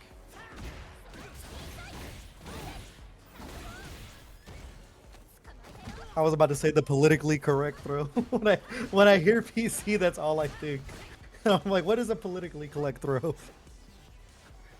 It's the computer throw. Chris coming back in. A little whip punch to get things started. And speaking of which, another one. 5 fingers to the face as we get the forward throw as well. Tick throw. One more guess to close things out. We're going to match the jab, and likewise from Levi Hakai to get some breathing room. And the reset to go ahead and bait out the DP. Masterful call. You are going to have to spend the entire thing, but I'll take that bargain any day of the week as Levi going to put themselves back on the board here. 1 round apiece combo. Yeah, an absolutely masterful find in the gap there as Levi seizes control and takes that round with the critical art over Chris CCH. Hold on the flicker there again, betting it all, and it's not going to work out. And of course, we're going to go level 3, not just for the damage, but this is going to put Levi in burnout. Back to the wall, no super in hand. I mean, this is not checkmate, man, but it's not looking good, fam, as we go DI again, getting caught by it for a second chance. And yeah, eventually it's just a matter of time. Chris CCH going to take this 2-0 lead. Yeah, an absolutely dominant display by Chris CCH here, despite both players playing incredibly patient footsies. Chris really using Ed's incredible normals to find any opportunity here to put some damage on Levi. Making judicious use of kill rush too to stay on top. Judicious, expedited, exceptional, bro. Pick the adjective Chris is using right now. I mean, still playing with this life lead as well. You don't even worry about the corner carry, and this time Chris CCH gonna bust out OD cycle uppercut. And I mean, I don't know if necessarily a counter pick, but it seems like Levi's just having a hard time playing around this clean neutral from Chris CCH. Again, another massive life lead. Both players low on drive gauge. Levi, too, has just been playing behind the A-ball consistently on their bars.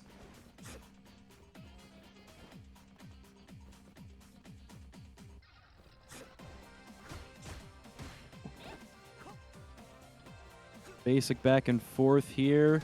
Both players looking for some kind of purchase, whiff, or opening. There's the throw from Chris. I mean, you can't even muster a DI reversal here. Every option is available to Chris. As we only got 20 seconds left on the clock. Don't even think they want to risk it. They're going to force Levi to have to push the issue. Drive rushing in, the tech. 14 seconds to work with here. Levi's got to make something happen.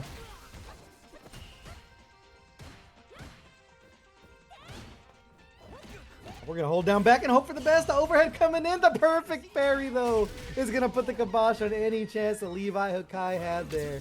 And Chris CCH not afraid to run the clock here, combo. Yep, and we are sitting here at set point due to that lack of fear. Levi pushing towards the corner with the mallet. Safe jump, set up, perfect parry. And we're going to see the dream come out here. Coast to coast. Oh, not quite. Man, bro, you jinxed him. You got him in the middle of it. Commentator's stream at? curse. That was a lugubrious drop. That's our word of the moment. Bro, I'm gonna have to look that one up. What the hell did you just say to me right now? I mean, sad or dismal. I gotta look up dismal, bro. You know Blanca players don't know the vocabulary, but I know perfect parry. That's what Levi Akai is gonna find there. Setting up for the knockdown. Meaty buttons again, and instead of laying the game plan. Cycling the offense continuously. Level 3 on deck. What a challenge from Chris, though. You are going to build up the level 3 just in time to close out the round. And Chris CCH, I hate to say it, a 3-0, but it was close, though. And they're going to be moving forward over to losers semi-finals. Yes, sir. Well, we're going to have the winner of I Peru versus Carsonist. Yeah, man. I am Aki in top excited. 8. More I'm Aki in top 8, excited, bro. I'm dude. noticing. Yeah, well, I Peru and Carson, it's like, I don't see both of them play very much, but I definitely don't see Lily and Aki play very much. So it's like, it's going to be No. treated to something that we don't get to see too often.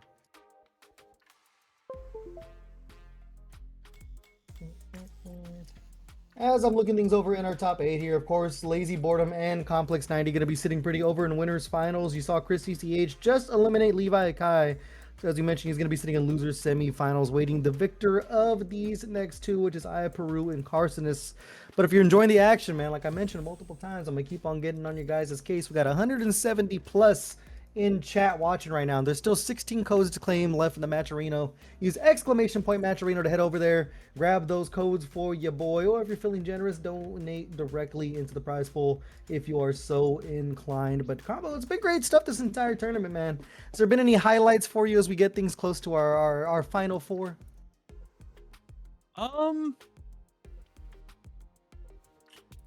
God, it's hard to pick a single moment, honestly.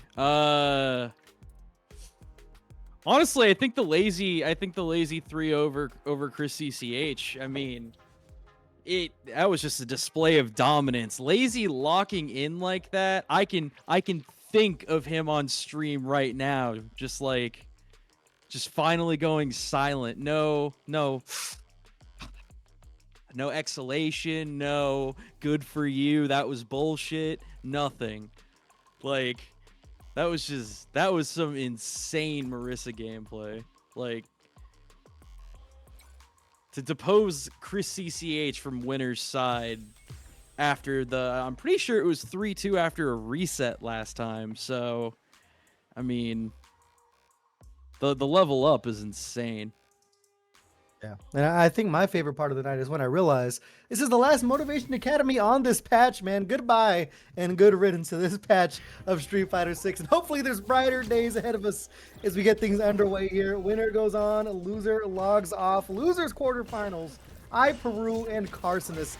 And as we mentioned, this is going to be a treat here because we don't see this matchup a lot, Carbo. Yeah, I would say I'm not particularly sure how one plays this matchup. Hey, that perfect parry is a great job starting it, getting the poison online. So one thing Aki has the benefit of too is, like, obviously not a lot of characters get a lot of damage off of the perfect parry routes. We are going to get damage off of that punish there. But Aki, since they lay on the poison, they're able just to slowly melt away that life, even off of like the scaling of perfect parry. And speaking of scaling, not going to see none there with that drive reversal punish, as I Peru going to be taking our first round.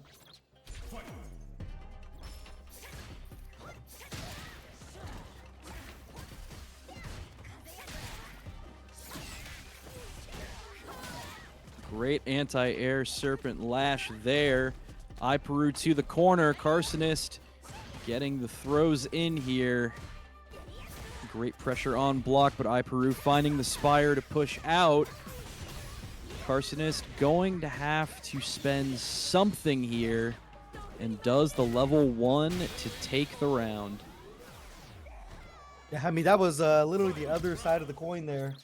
2 rounds going polar opposite ways here. We'll see what's going to give and who's going to get that first game. The anti-air there off the perfect parry. Peru minding the P's and Q's, sitting with that level 3 and trying to work on this drive gauge of Carsonist.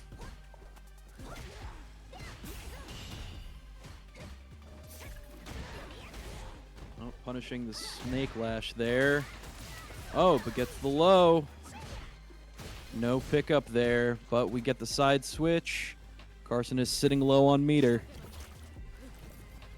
Yeah, both players a little on drive gauge. We take a complete halt to the action. No win stock on deck for iPeru either, so you don't got to worry about the fireballs too much this far. The jump in, the slither to get away, able to block in time.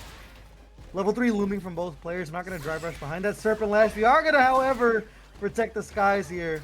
Carson is not going to cash out yet. The trade combo, though, is going to open every opportunity Carsonist needs.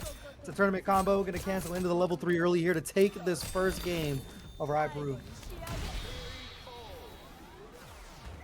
Yeah, Carsonist spending it all and buying a small lead here.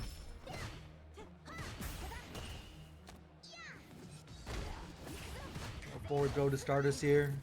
I mean, iPeru hasn't done a terrible job of getting Carsonist in the corners, just keeping him there. We've seen the sliver, we've seen some jump outs this far. Even then, a big time with punish counter to take us back to the middle of the screen. And I mean, both of these players are just not living in the green too much. Yeah, we've definitely got a lot of whiffs coming out from iPeru. Looks like he's trying to preempt some of Carsonist's forward-moving options here. But Carson is standing his ground and picking up some punishes. Thinking so, man. What a confirm there. iPeru back on the board. Yeah, back and forth we go. Pretty even between these two this far. A cruel fate into the Condor. Push Carsonist off, sitting at about half meter. And he's still hanging out full screen. I'm surprised we haven't seen iPeru try to build up a win stock from full screen right there. As soon as I said it, got caught by the Serpent Lash. Not far enough just yet. And Carson has been taking advantage of every punish they've been finding by just being able to push into the corners so quickly. And they're punishing the Condor's fire with the level 1. What a reaction. And now iPeru in the thick of it in burnout has super to defend themselves. There might be too big of a mountain to climb. Carson is just slowly chipping away at this life here. Great little pressure loop there by Carsonist to shore up the rounds. Possibly looking to move up to a 2-0 lead here. That's a huge whiff punish there to start things off, and still the poison chipping away. Even then, heavy Serpent Lash to protect the skies. iPeru, I mean, the options kind of dwindling down here as Carsonist is just complete lockdown. Dropped the Cruel Fate, though. Unfortunate.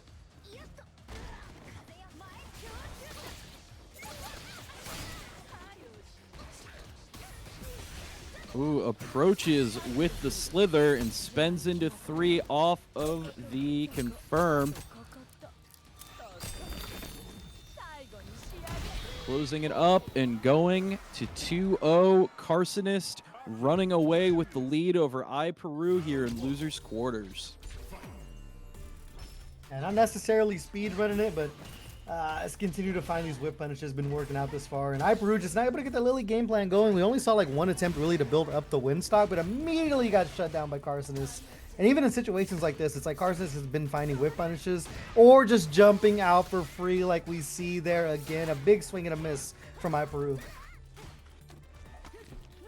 Yeah, Carson getting some really great mileage out of the counter hit Serpent Lashes here.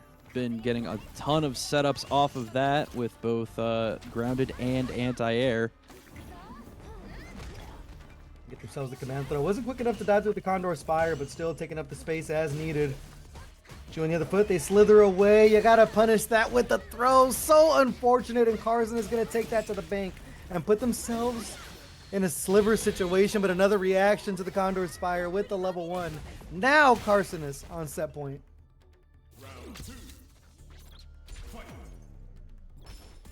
As Carson is making this look like this is a very, very good matchup for Aki.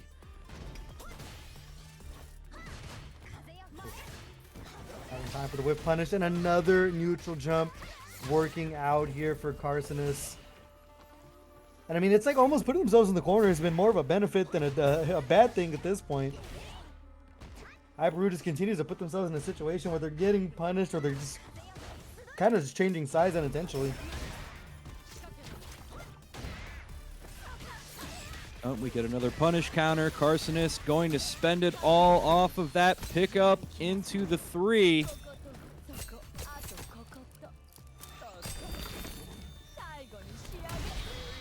Oh, and that kills.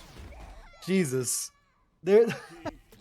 Hey, we talked about this damage, man. When the purple's online, bro, purple means go. Damage does not scale at all. And Carson is going to be taking it 3-0 over Peru. And I mean, it was just a game of whip punishes. Every single like bet that Peru was taking just didn't work out for him. Whether it be Condor Spire, they're getting jumped over. The DI got jumped over and over. Carson has just continued to have the right answer. So now they're going to be moving over to losers semifinals to do battle with Chris CCH.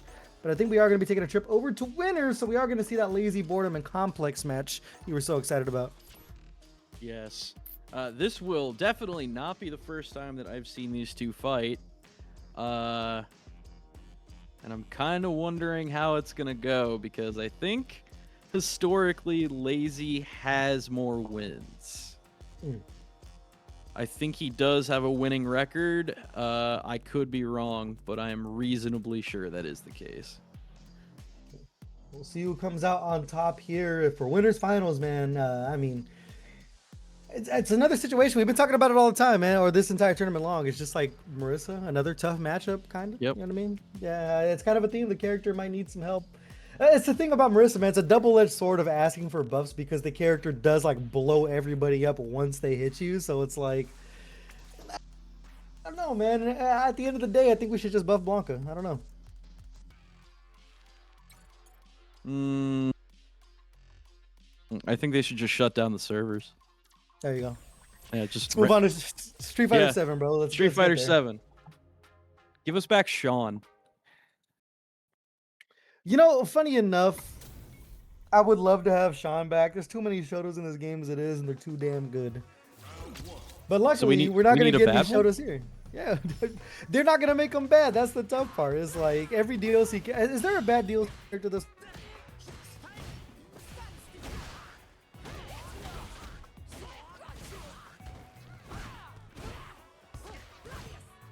Chad, is Alex bad?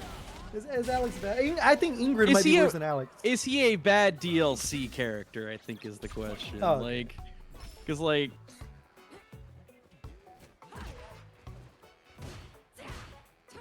I think Ingrid kind of poo-poo. I ain't gonna lie to you, bro. That might be the actual bad DLC character. I hate Ingrid as Marissa. I don't know, man. These bottom tiers, though, still looking solid either way. Is Lazy Boredom with his 1 round lead over Carcinus. I'll take the knockdown here. A lot of meter to work with. That should be enough to close out the round here. And Lazy Boredom, that 1-0 lead immediately here in Winners Finals. See, Shadow, I think that's my issue with the balancing in this game. There are so many characters where it's like, why pick them when this other character exists? You know what I'm saying? Like, even for Marissa, we talked about it earlier. Why pick Marissa when Bison exists? A lot of people also switched to Alex that were playing Marissa. Mm-hmm. Yeah, I think there's too many situations like that where I don't know. It's like, even at this point for Ken players, it's like, why play Ken when like Terry exists? You know what I'm saying? I don't know. It's because Ken is an honest and hard-working character. Sure. There is not a hard-working, honest character in this game, bro. Let's be 100% real. As Complex 90, gonna hit that neutral jump, finds a throw to close out the round. Ooh, great check with the Gladius there by Lazy Boredom. Hello here. Complex looking for the corner carry, the neutral jump. What a call there. I mean, against Marissa sometimes too. Just like holding up sometimes might be your best friend. Oh, hello? Knocked him behind the SR. Gonna come back in though with the hand spinning mixer. Complex still in a good spot.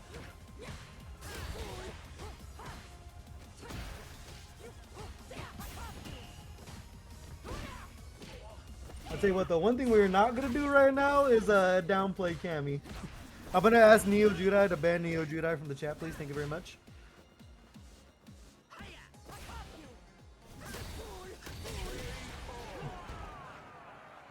2 hits into Scutum by Complex, closing it out and shoring up those rounds there. I ain't gonna let you say that calmly combo. What is wrong with Marissa players, bro? He went Scutum into Scutum. No, it doesn't reset. Like, he didn't press that. As long as you hold it, if Complex just keeps hitting him, it'll just keep throwing out the tackle. So what you're saying is nerf Marissa, bro. Because I think this level Yes. 3 right here is gonna be enough to close things out, and that's a 2-0 lead for Lazy Boredom. Unironically, I think they should remove Skeetum from the game entirely. Yeah. They should make Gladius full body armor instead, and then just stick the command grab there. That is the last thing we need to do. That's exactly what we need. Don't let this guy cook. Hey, but you know what, man? For a bottom tier, not looking so bad as Lazy Boredom with this 2-0 lead. Looking very strong this far. Lazy's just built different. Yeah. Counter hit on the stop sign there. Now we're doing the dance now. Next it can be so dangerous, but what a whip punish with the chop. Lazy Boredom back to the wall here. Still challenging with that crouch light kick, but of course the throw to close it out. Complex. They get themselves around here.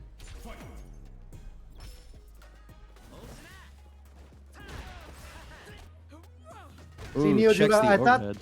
I thought the announcement Neo Judah had is that he's switching to Blanca. I thought the announcement was him saying we're gonna get paid.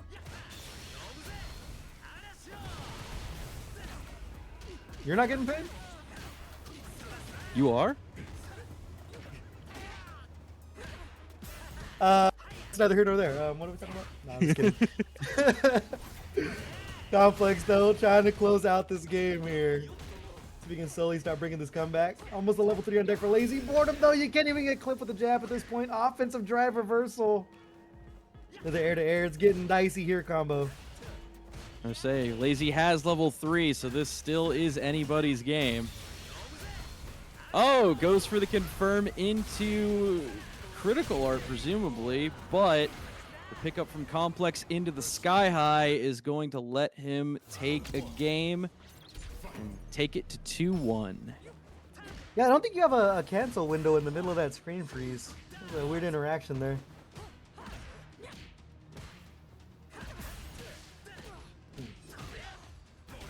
Go forward, Complex getting back to work here, getting that game so huge to mount this comeback.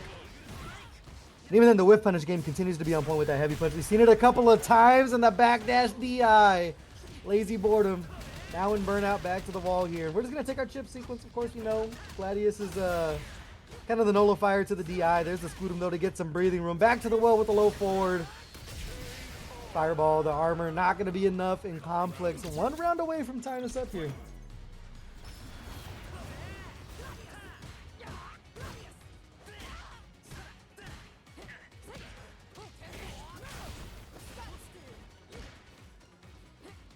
Oh, going for the backdash off of that. Rips Gladius. PC throw. Overhead gets checked there. We've got the heavy into the confirm into 3. That's going to be a burnout on Lazy Boredom. Yeah, so huge here. This is where Complex was getting to work last round. They backdash the Scutum, not going to work out here. And we might just be looking for chip all the way through if we can find it. Yep, and with Gladius there gets punished, and Complex 90 taking it to 2-2 as the script is in full effect. Yeah, winners finals. What a time for the script to show its face here. Craziest part is if he finishes the job, it's going to be reverse 3-0, but we'll see if Lazy Boredom can weather the storm.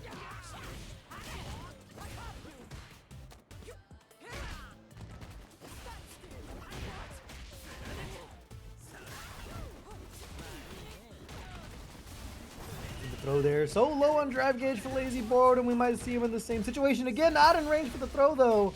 Before we're going to clean that bad boy up. SRK to put Complex on set point. The reverse 3-0 on the verge of happening here.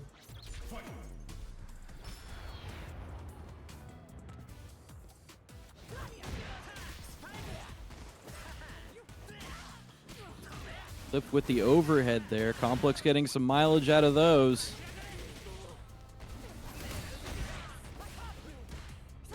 Coming there from the Gladius, gonna bust him out. Oh, I was gonna say complex low on drive gauge, immediately put in a burnout here, and it is not looking good. The neutral jump again. Oh, and got the punish counter off of the stand heavy. Super Rashid kick, gonna side switch. But Complex still sitting driveless. Should be back online right now. Lazy Boredom stalking him down here. Gladius not close enough. Wasn't quick enough for the whip punish there at the driver's medium punch, but now, I mean, Lazy Boredom so close to burnout again. They spin it on the Scootum. The Complex smart to back off, knowing that that level 3 buffer was coming, but the Superman punch from the heavens is going to send us into a final game, final round of Winners Finals. Lazy Boredom smiting Complex 90 with the Hammer of God directly to the skull.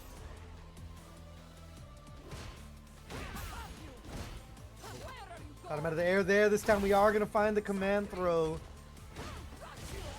And still that ticking time bomb of the level 3 is so huge here. You cannot afford to get clipped if you're Complex. No cancel there. This time they're going to finish the job though, as Lazy Boredom going to be heading over to grand finals with a perfect KO and that 3-2 W over Complex 90. Marissa is a casino. That's all I have to say. Like, I've seen enough, bro. I've seen enough. Buff Blanca. Nerf Lily. I've seen enough, bro. Nerf Manon, dude. Yeah, there you go. Nerf Manon. No, again. shoot Manon. Like, I'm not even kidding. 100% serious. Shoot Manon right now. Like, Oh man, well, Lazy Boredom's not doing anything right now for the buff Nerf train, because that's another grand finals they're gonna put themselves into with, I mean, a great job of just weathering the storm against Complex 90, no pun intended, but I mean, fending off the reverse 3-0, no small task there. And as you mentioned, Marissa is just a casino. Every single time you get knocked down, you're literally spinning for your life. So Complex 90 is going to be the owner of that casino, and they're going to be sitting here in grand finals, waiting to see who their opponent's going to be. We're down to the final 4 here, so it's between Lazy Boredom, Complex, Carcinus, and Chris CCH. So I think we're going to be taking a trip over to losers semifinals for Carcinus and Chris CCH. yeah, Chris CCH sitting here as the sole West Coast representative here, holding it down for the state of California. As He's not we in have- California. He's not? No, he's in Washington. No ducks, but yeah, he's not California. Was he in California at some point? I don't remember, but nah, not currently, because there's always could've up swore. the salon in Seattle playing in those. Oh, gotcha. Yeah. But West Coast representative none the least, so I'll take advantage of that one. It's Chris CCH doing battle with Carcinus here. Winner goes on, loser logs off.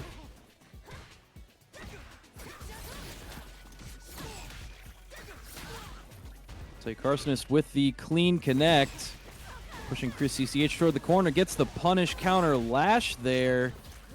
Sitting very low, sets down the puddle, but that DP is not going to do him any favors as Carcinus is going to capitalize and close out round 1 against Chris CCH with the perfect. Yeah, it's a hell of a start here for Carcinus. So they can carry that all the way through here, and I mean, at this point, it's a battle of Flicker and Fireball. See who controls neutral here. Carcinus is going to spend a lot to throw Chris closer to the corner.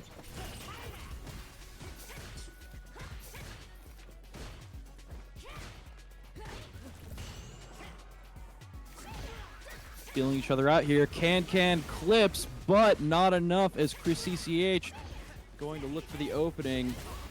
We got the reset to neutral, but a bad DP again. Gonna be punished by Carcinus, who's gonna cash it all out into 3 here to close out game 1 in quick and easy fashion. Yeah, that's the second time we saw Chris CCH just try to wake up with the DP, man. Not willing to hold any of the pressure. And I mean, I get it. You're behind the A-ball on drive gauge a lot here, but now Carson is going to take advantage of that 1-game lead so huge here over Chris CCH. Oh, great little counter poke there.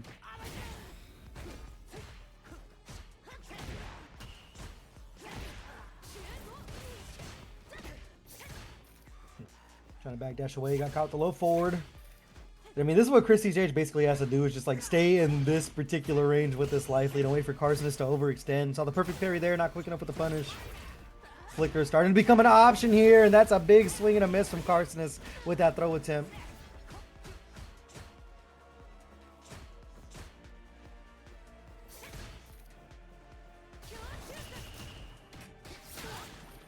Oh, does pick up off of the delayed hit after the Cruel Fate, but not going to be enough as Chris CCH comes out swinging, takes round 1. Got hit with the tip of the can there. Chris still going to take advantage with the knockdown. Level 2 on deck, see if they can make anything happen with it. Picking up the pace little by little, and if we're back to just standing at this mid-range approach again, they're not fully just pushing Carson instead of the corner. Kill rush forward though, big time whip punish again, and that might be just the game plan. They keep on playing at this range so they can shimmy and look for these throw attempts.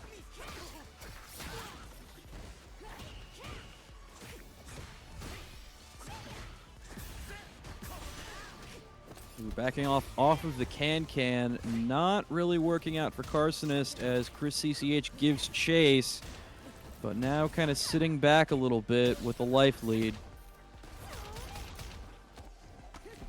And burnout, it's not the biggest deal in the world. We're going to go back online here. Only got chipped just a tiny bit. See with that critical art though, what a cancel off of the drive rush attempt. I was waiting for it, and we finally saw it. Big time damage to the drive gauge and the health bar, not enough to kill though. Don't worry about these fireballs. Chris has got some meter to work with though. Do we see it at some point? Yeah, it's gonna be enough to close it out with the Serpent Lash. Yeah, Cadet, Danny's from the Bay, bro. He's NorCal, bro. You didn't know that? Danny's at Guild House all the time.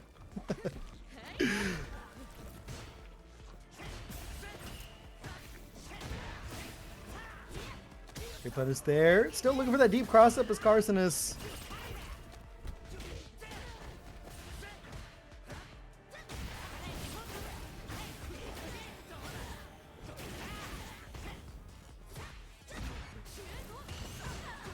Surprise no spin there from Chris just to put that strike throw situation going. What a punish though from Carsonis as we get back to the middle of the screen here.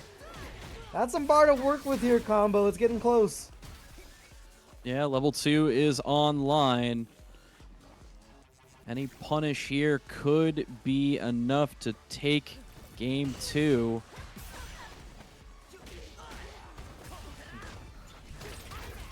The back throw. Slowly trying to chip away. We're going to go level 2 to add on this chip. And it's enough. I don't think that was chip at the end. I think Carson is just trying to get out of the way of that one. But either way, Chris is going to take that one to the bank. One game apiece here.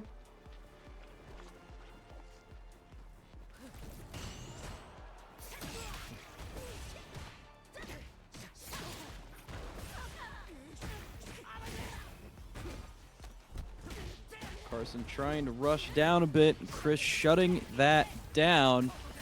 Not caring too terribly much about the puddle here. Backdash into DI. Attack that drive gauge directly. The burnout off of the slither. Chris with the side switch. Still chip it away again. Chris in such a good spot here. Carson is just at level 1 to defend themselves. Almost back online with the drive gauge. No DI attempt just yet. And what a confirm there from Carson. This is going to put them back in the green. Great resource use there to buy some time and damage, but the ODDP there about to take that round and give it right to Chris on the cusp of a 2-1 lead here. Yo, Moki, you from the Bay, bro? I didn't even know that. I'll see you at the locals, big dog. Oh, walking in, got caught with the light, the level 3 to close it out. Chris gonna be taking this 2-1 lead here. I would say, isn't Moki Canadian? That's why Monkey said in Bay Area. I was like, wait a minute. Which Bay we talking about? Oh, he's in the Bay. I was like, which Bay are we talking about? Is there a Bay in Canada I don't know about? Oh, you're from Toronto. Gotcha. From Toronto, okay. Come out to the locals, big dog. Where you at? Just gonna take the knockdown here. He's from Guantanamo Bay. That's crazy.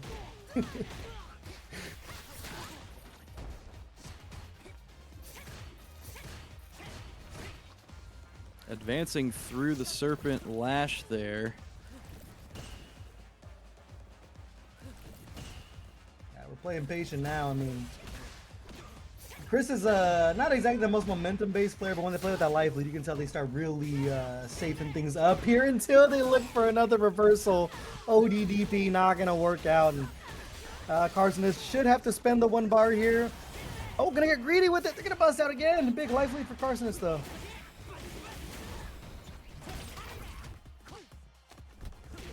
Yeah, but Chris CCH not going into that good night. Oh, I was gonna say I don't know if he's quick enough to punish on that one. Ate up the fireball, but just still in a chip situation. DP to close it out. Set point for Chris CCH.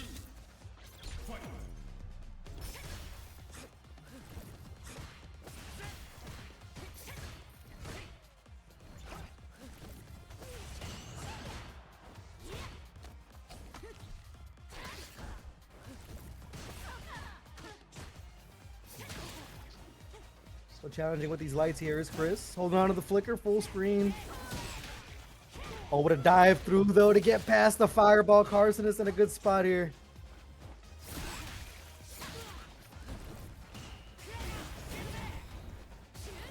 ADDP with the push. Slither into the fireball.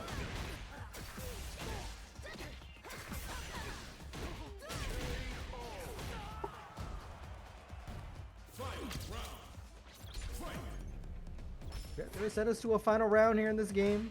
Chris still on set point though. On the verge of eliminating Carsonis. Moving forward to our losers finals.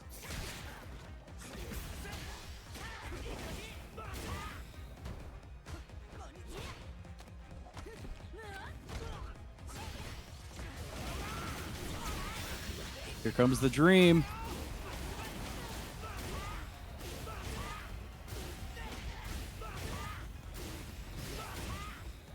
You want the kill rush or jump? We're getting the jump.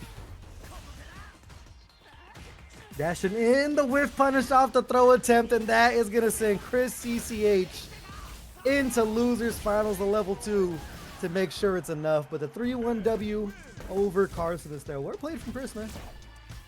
Yeah, and honestly, a great job from Carsonist. I mean, that was an absolute nail biter getting all the way to here. I mean, there's definitely worse people you could go out to than, Chris CCH. So kudos to Carson for really just hanging in there and put on a great show.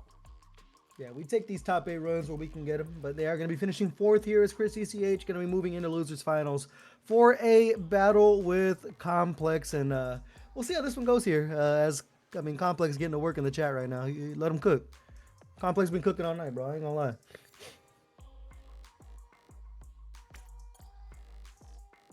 I want to see the Ed Rashid matchup. I don't think I've seen too much of this. Yeah, I think this is another situation where Rashid's stubby normals just kind of come into play here. Of course, the level 2 from both sides is like a great nullifier. I'm trying to think back of how many times I've seen it, but yeah, it should be a good one between Chris and CCH. I mean, 2 of the best players in their respective coasts, in their respective regions. I mean, 2 different sides of the nation playing right now, but we'll see if Chris CCH is going to be able to get themselves into grand finals, or if Complex is going to have that run back with Lazy Boredom. That winners finals was very, very close, but we'll see how that rolls out. What up, LLJB3? What's happening, my boy? We've had what, three legend players in this top 8? Yeah, man, you got to be that good to be reaching this far in Motivation Academy, man. Let's be real. Yeah. These online tournaments, man, they may have some fodder in the lower levels, man, but once you start rising to the top, you're playing against the nation's best, and see how this one goes. That's a lot of legend I'm seeing there, man. And Lazy Boredom, the one ultimate master, sitting in winners finals. That's funny. I think he's like 2nd or 3rd on the leaderboard. Like Marissa Z-Metra's players? Yeah, Z-Metra's sitting at like 22-14 or something right now, and he's not even in legend. Well, there's only 7 of them. There can't be that many Marissas to get to number 3.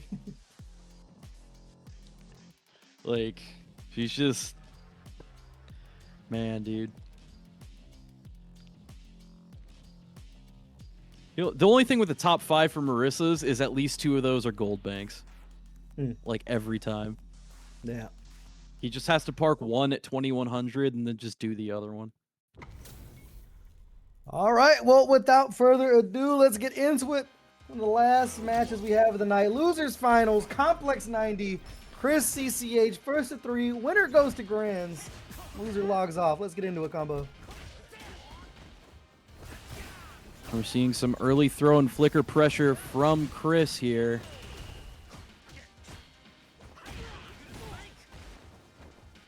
Yeah, Complex so good as well as just punishing, or with punishing with that heavy punch. They get a lot of mileage out of that button. And now doing a great job turning on the heat. So close and healthy here, but Chris is going to be back to the wall in the corner. He's working his way out, and the neutral jump again from Complex has been working out all tournament long. This time no different. Ooh, great catch there by Chris. Gets the burnout on Complex. The flicker and the OD to chip him out. That's a great job recognizing that situation, holding onto the flicker to pull him back in for the second helping. And now the DI, what a reaction from Chris CCH. And over to the corner we go. So much meter built up for him as well.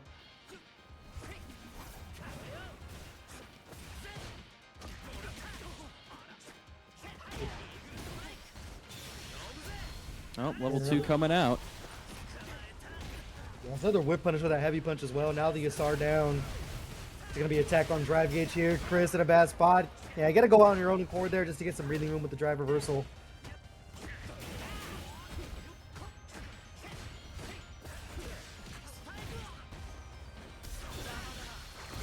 Ooh, Super 1 into the DI. And the meter rebuild almost complete. Chris back online here. And with the low confirm here, we're going to see the spend into level 2. And Chris CCH is going to take game 1 over Complex. Yeah, a little back and forth there. Chris is doing a great job forcing the issue when Complex is in the corner here. So first game going their way. See if they're able to close things out. Complex, though, still not afraid to turn up the heat. Immediate driver's jab and still searching for those whip punishes with that stand heavy.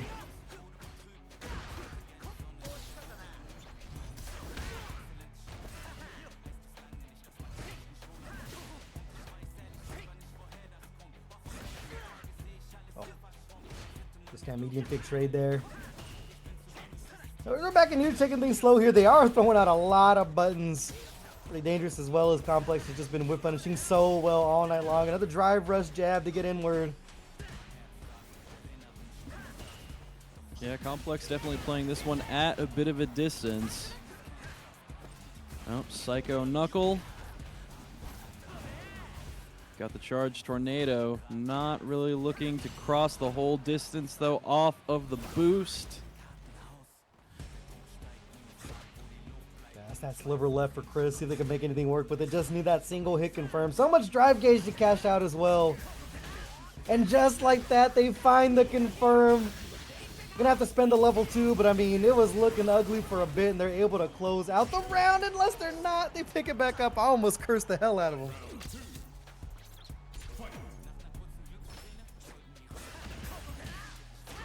Oh, great check on the drive rush by Chris.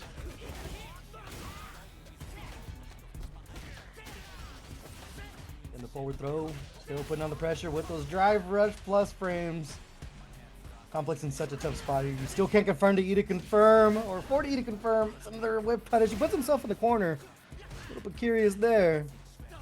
Yeah, the side switch not really doing him any favors there. The spend on the 3. Gonna punish the hold flicker there. I ain't gonna lie, I did not know he moved that forward with the level 3. I was like, what is that animation? But Chris CCH hitting the DP, going up to 2-0 over Complex. All right, Chris CCH working on their own 3-0 here. Been solid nooch till it wasn't. Complex, little punish game there. Into the corner we go. Wake up, perfect parry. Chris is so good at that option. You wake up button on him, the perfect parry to side swap.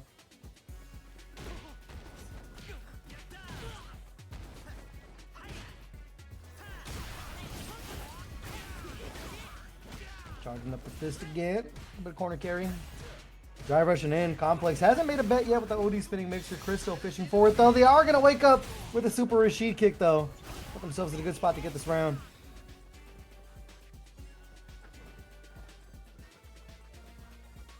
Say Complex keeping distance here. Not really wanting to feed any opportunities to Chris CCH.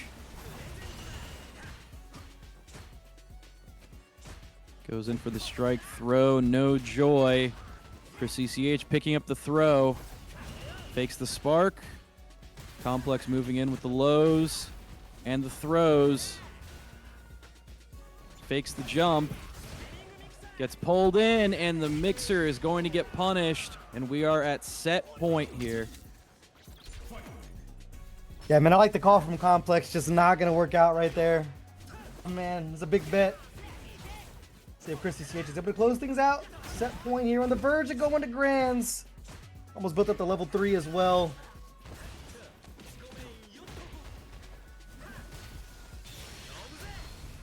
Here comes the level 2.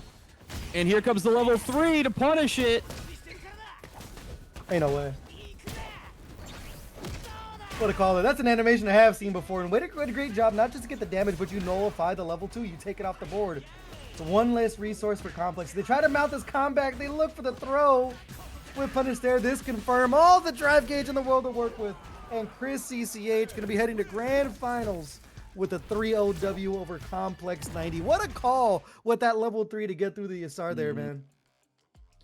Yeah, and still a mountain to climb, though, ahead of Chris here. Gonna have to get the reset if he wants to take it over Lazy Boredom, who, remember, did win with the 3-0 before. So we will see if we have a repeat here or if Chris is going to be able to claw it back and snatch victory from the jaws of defeat. I'm looking at this in-game chat, bro. I ain't gonna lie. Man said this game is uninstalled, bro. Flicker into the 50-50. Hey, we all been there. I ain't gonna lie. We all been there. And before we get here into grand finals, go ahead and check out the Matcherino, guys. We do still have some codes left. Go ahead and make sure we get those redeemed. And if you are feeling froggy, make a donation. Give us a bigger prize pool. Help us help you be entertained. And if you have not followed Neo Judai and MA on Twitch and X, please be sure to go ahead and do that. Maybe throw in a sub if you're really feeling it. And we are going to move here into grand finals. Lazy Boredom into Chris CCH. Yeah, and Lazy Boredom coming from that winner's side, so huge as you mentioned. Chris got to climb that mountain, get 6 games here to turn the table, but off to a great start. Continues to play in this top 8. Am I correct? Did they avoid each other? Yeah, they did. No, actually, Lazy Boredom 3-0 Chris CCH. That's right. In winter semifinals.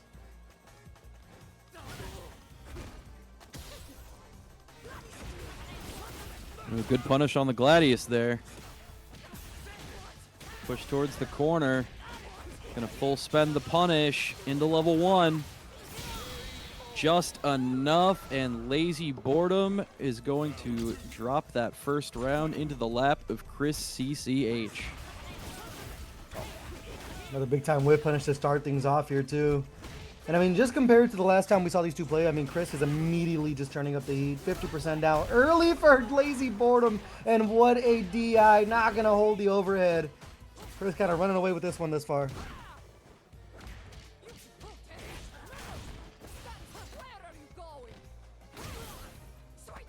Lazy Boredom putting on the pressure, getting that first command throw, but the perfect parry from Chris CCH. Despite the scaling, we're going to see that spend into 3. And Chris is going to mop up game 1 here. 2 more for the reset. Yeah, what a way to start things off here too, man. I mean, not necessarily a one-player game, but Chris CCH immediately off to the races here. So they can keep this momentum up. That one-game lead is so crucial. The stand medium kick to kick us off here. Lazy Boredom once again back to the wall, off a rip. Trades into the Psycho Knuckle with Gladius. Knee into throw on the punish counter. Picks up The stand heavy counter hit goes for the neutral jump, but no, the perfect parry is going to turn luck around. But the super one on the side switch setup here. Lazy looking lean and mean. Back throw though to get things started here. They Oh. tried to walk away, got caught with the low off the Scootum. I like the idea just to use the backwards kill rush, but not gonna work out here as Lazy Boredom one round away from tying us up. Ooh, good DP onto the phalanx there.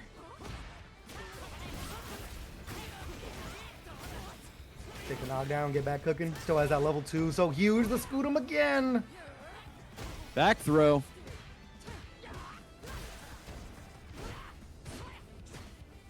Yeah, still charging on in here. A lot of meter to work with. No super needed though, as Chris CCH gonna get themselves another round on the board. So huge coming in with all that super meter as well, as they try to take this 2-0 lead here in grand finals.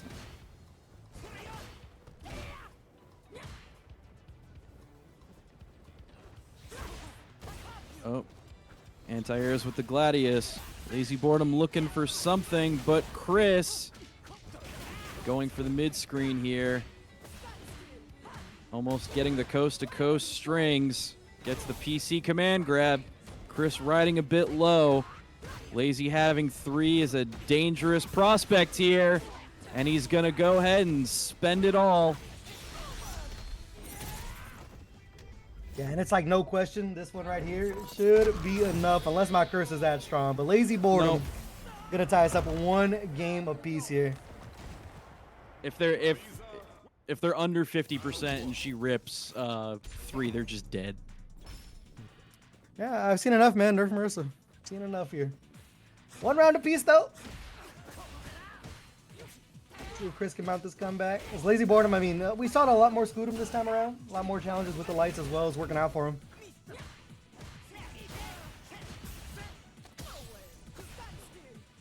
So he tries to challenge that whip throw from Chris CCH, but forward medium just a tad too slow. Finds some purchase with the phalanx, moves in with the command grab, kicks him to the corner. We're charging up these normals as well. Putting Chris in a tough spot to even try to bet with the ODDP, and now searching for the flicker to get out the charged up Gladius though. Gonna put Lazy Boredom back on the board here. So close to that 2-1 lead. I mean, they're just doing a great job of just mauling here. That's one thing Lazy Boredom can do, is just kind of change the gears. They find one whiff punish, and then we just circle the options from there.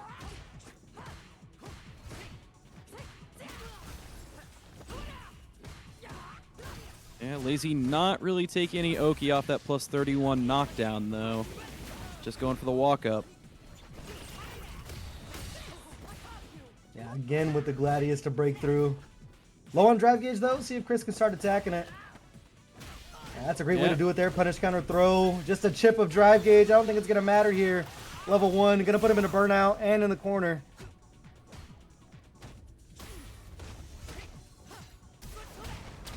Nope. Catches him on the tail end of the Scutum there. The charged Psycho Knuckle gonna let him finish it without super. Short up rounds and games 1-1 to 1-1.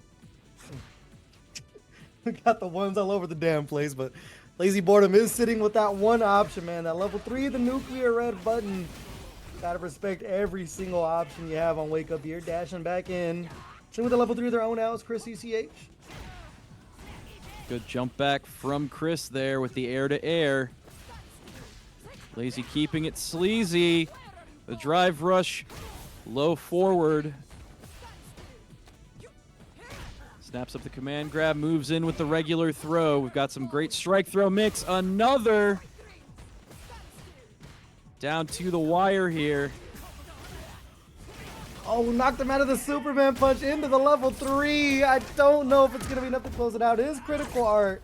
Should be very, very close here. However, Lazy Boredom, no matter what, will be in burnout. They are going to live to see another day with a chunk.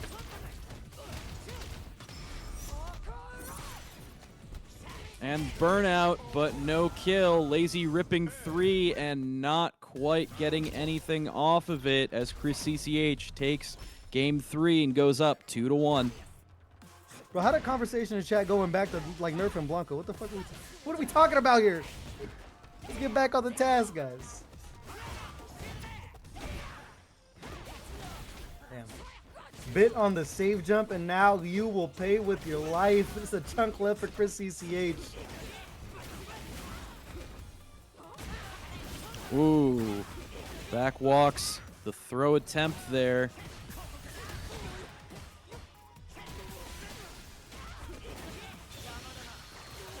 And the spend into one is going to take it. Chris CCH sitting here at reset point. See if they're able to close it out. I mean, first time around, it was a 3-0 for Lazy Boredom. Chris coming to life, though. Go for the save chip this time. Going to take the back throw.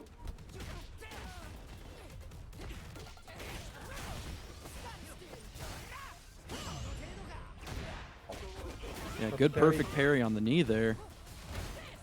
Gonna break up the monotony here. Stalking Lazy Boredom down to the corner. Sitting with it level 2. They're gonna convert off the air to air. Big time damage route here, and it all comes down to the option on Oki here. And he's going to wake up Scutum. And Chris CCH gonna reset the bracket. Yeah, man, I mean, complete opposite of what we saw the first time they played earlier on stream. Chris pretty much commanding the entire time. Had a lot of time where Lazy Boredom was just in the corner, forced to use a lot of wake-up options, including the super. But now it's going to be the official first to 3 to see who's going to take this week's Motivation Academy number 152. I believe I saw Neo Jude I posted. It is the 1-year anniversary of Motivation Academy number 100. So it is a nice little special day. Also, the last day we're going to be playing on this patch. So if you like Street Fighter the way it is, it's going to be the last time you're going to see it the way it is, hopefully. Good jab to catch the Oki there.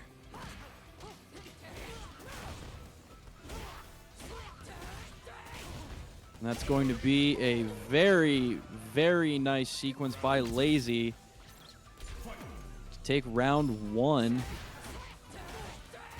That's a huge jump into misplaced anti-air attempt from Chris CCH. Lazy going to take it to the bank. It's another safe jump set up there. Last time Chris CCH bid on it, this time around holding block, but either way, Lazy Boredom still pouring it on. They tried to delay the DP option this time, but you're going to pay with your life, and Lazy Boredom speed running the first game. Going to be up 1-0 here in the reset. Yep, Lazy is pissed.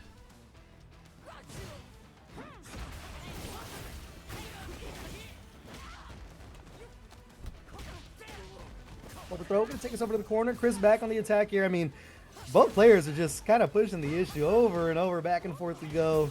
You see Chris just turning up the pace now. 1 bar of drive gets you their name, though.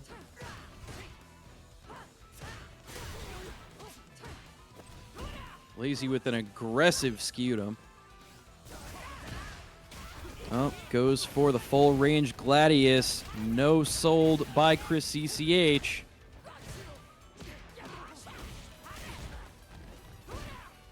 I ain't gonna lie, bro, in Burnout, Marissa players are just gonna keep on pressing.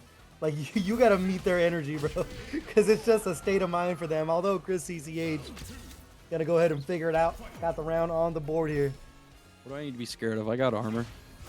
I gotta be worried about the perfect parry, and that's what Chris CCH is sowing here. Kill rush into the corner. Lazy Boredom gonna wake up backdash, slowly pushing their way in, but of course we just continue pressing. Lazy tries to call out with the charged sweep. No dice, going for the jump down heavy punch. Gets the counter hit throw. No sold the overhead.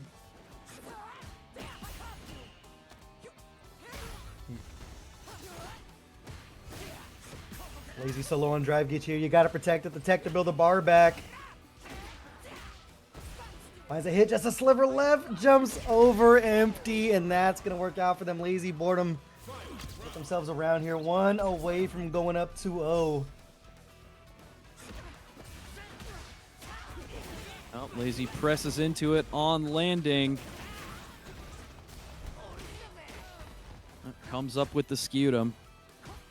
No, that was Gladius. Yeah.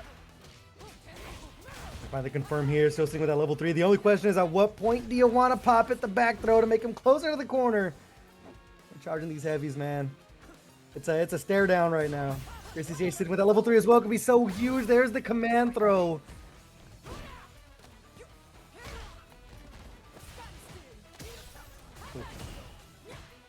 Yeah, lazy boredom, man. Got one thing on their mind. It's just continue to attack. They find the counter hit. The level 3 for sure gonna do the job, and that's gonna be a 2-0 lead here in grand finals for lazy boredom. Lazy knows I'm watching. He wants to win. He wants to. The Marissa curse will be broken tonight. Whiffing buttons here. I mean, Chris got to make some magic happen to bring this bad boy back.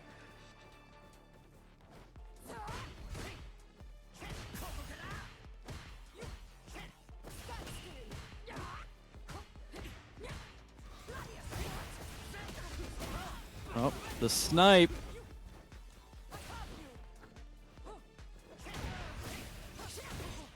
I was going to say, both players whiffing right now. No huge punish just yet. What a perfect parry from Chris CCH. We talked about that earlier. Chris is so good at a wake-up perfect parry. They tried to throw the level 1 to get him off.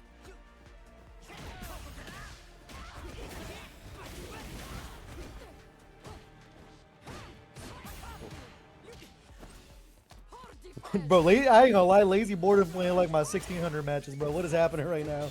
Jumping after jumping after jumping, and Chris tried to single hit confirm into the level 1, and just like that, lazy boredom on tournament point. Yeah, not having level 3 though. Lazy's gonna have to find something here. I mean, honestly, with the round to give, you know you're going to get level 3 at some point. Every single time you hit lazy at this point, you might be doing him a favor. Check the low there. Still coming back in for a second helping. Lazy is just pressing, brother. This, however, though, is going to send us into a final round of game number 3. And as we were just talking about, lazy now on the verge of level 3, which is the great nullifier in this match. Oh, good up and over. Gets the punish counter throw. With the command grab into the drive rush. Chris CCH sitting low. The perfect parry onto the stand medium punch. That's not going to scale too particularly well, but the throw to the corner. Lazy really just needs to be able to rip Gladius into 3 here, but the air-to-air confirm into 2. Gonna lay him a bit low. Counter hit on the charge, Gladius. Throw to the corner. And that back throw is so huge here with that critical art looming. The next hit's gonna be it. We're taking the throw loop route. Does Chris break out? 3rd time's the charm. Do I hear 4? They drive us in for the bait. They find the light, and that's gonna be it. Lazy boredom's gonna be your Motivation Academy 152 champion.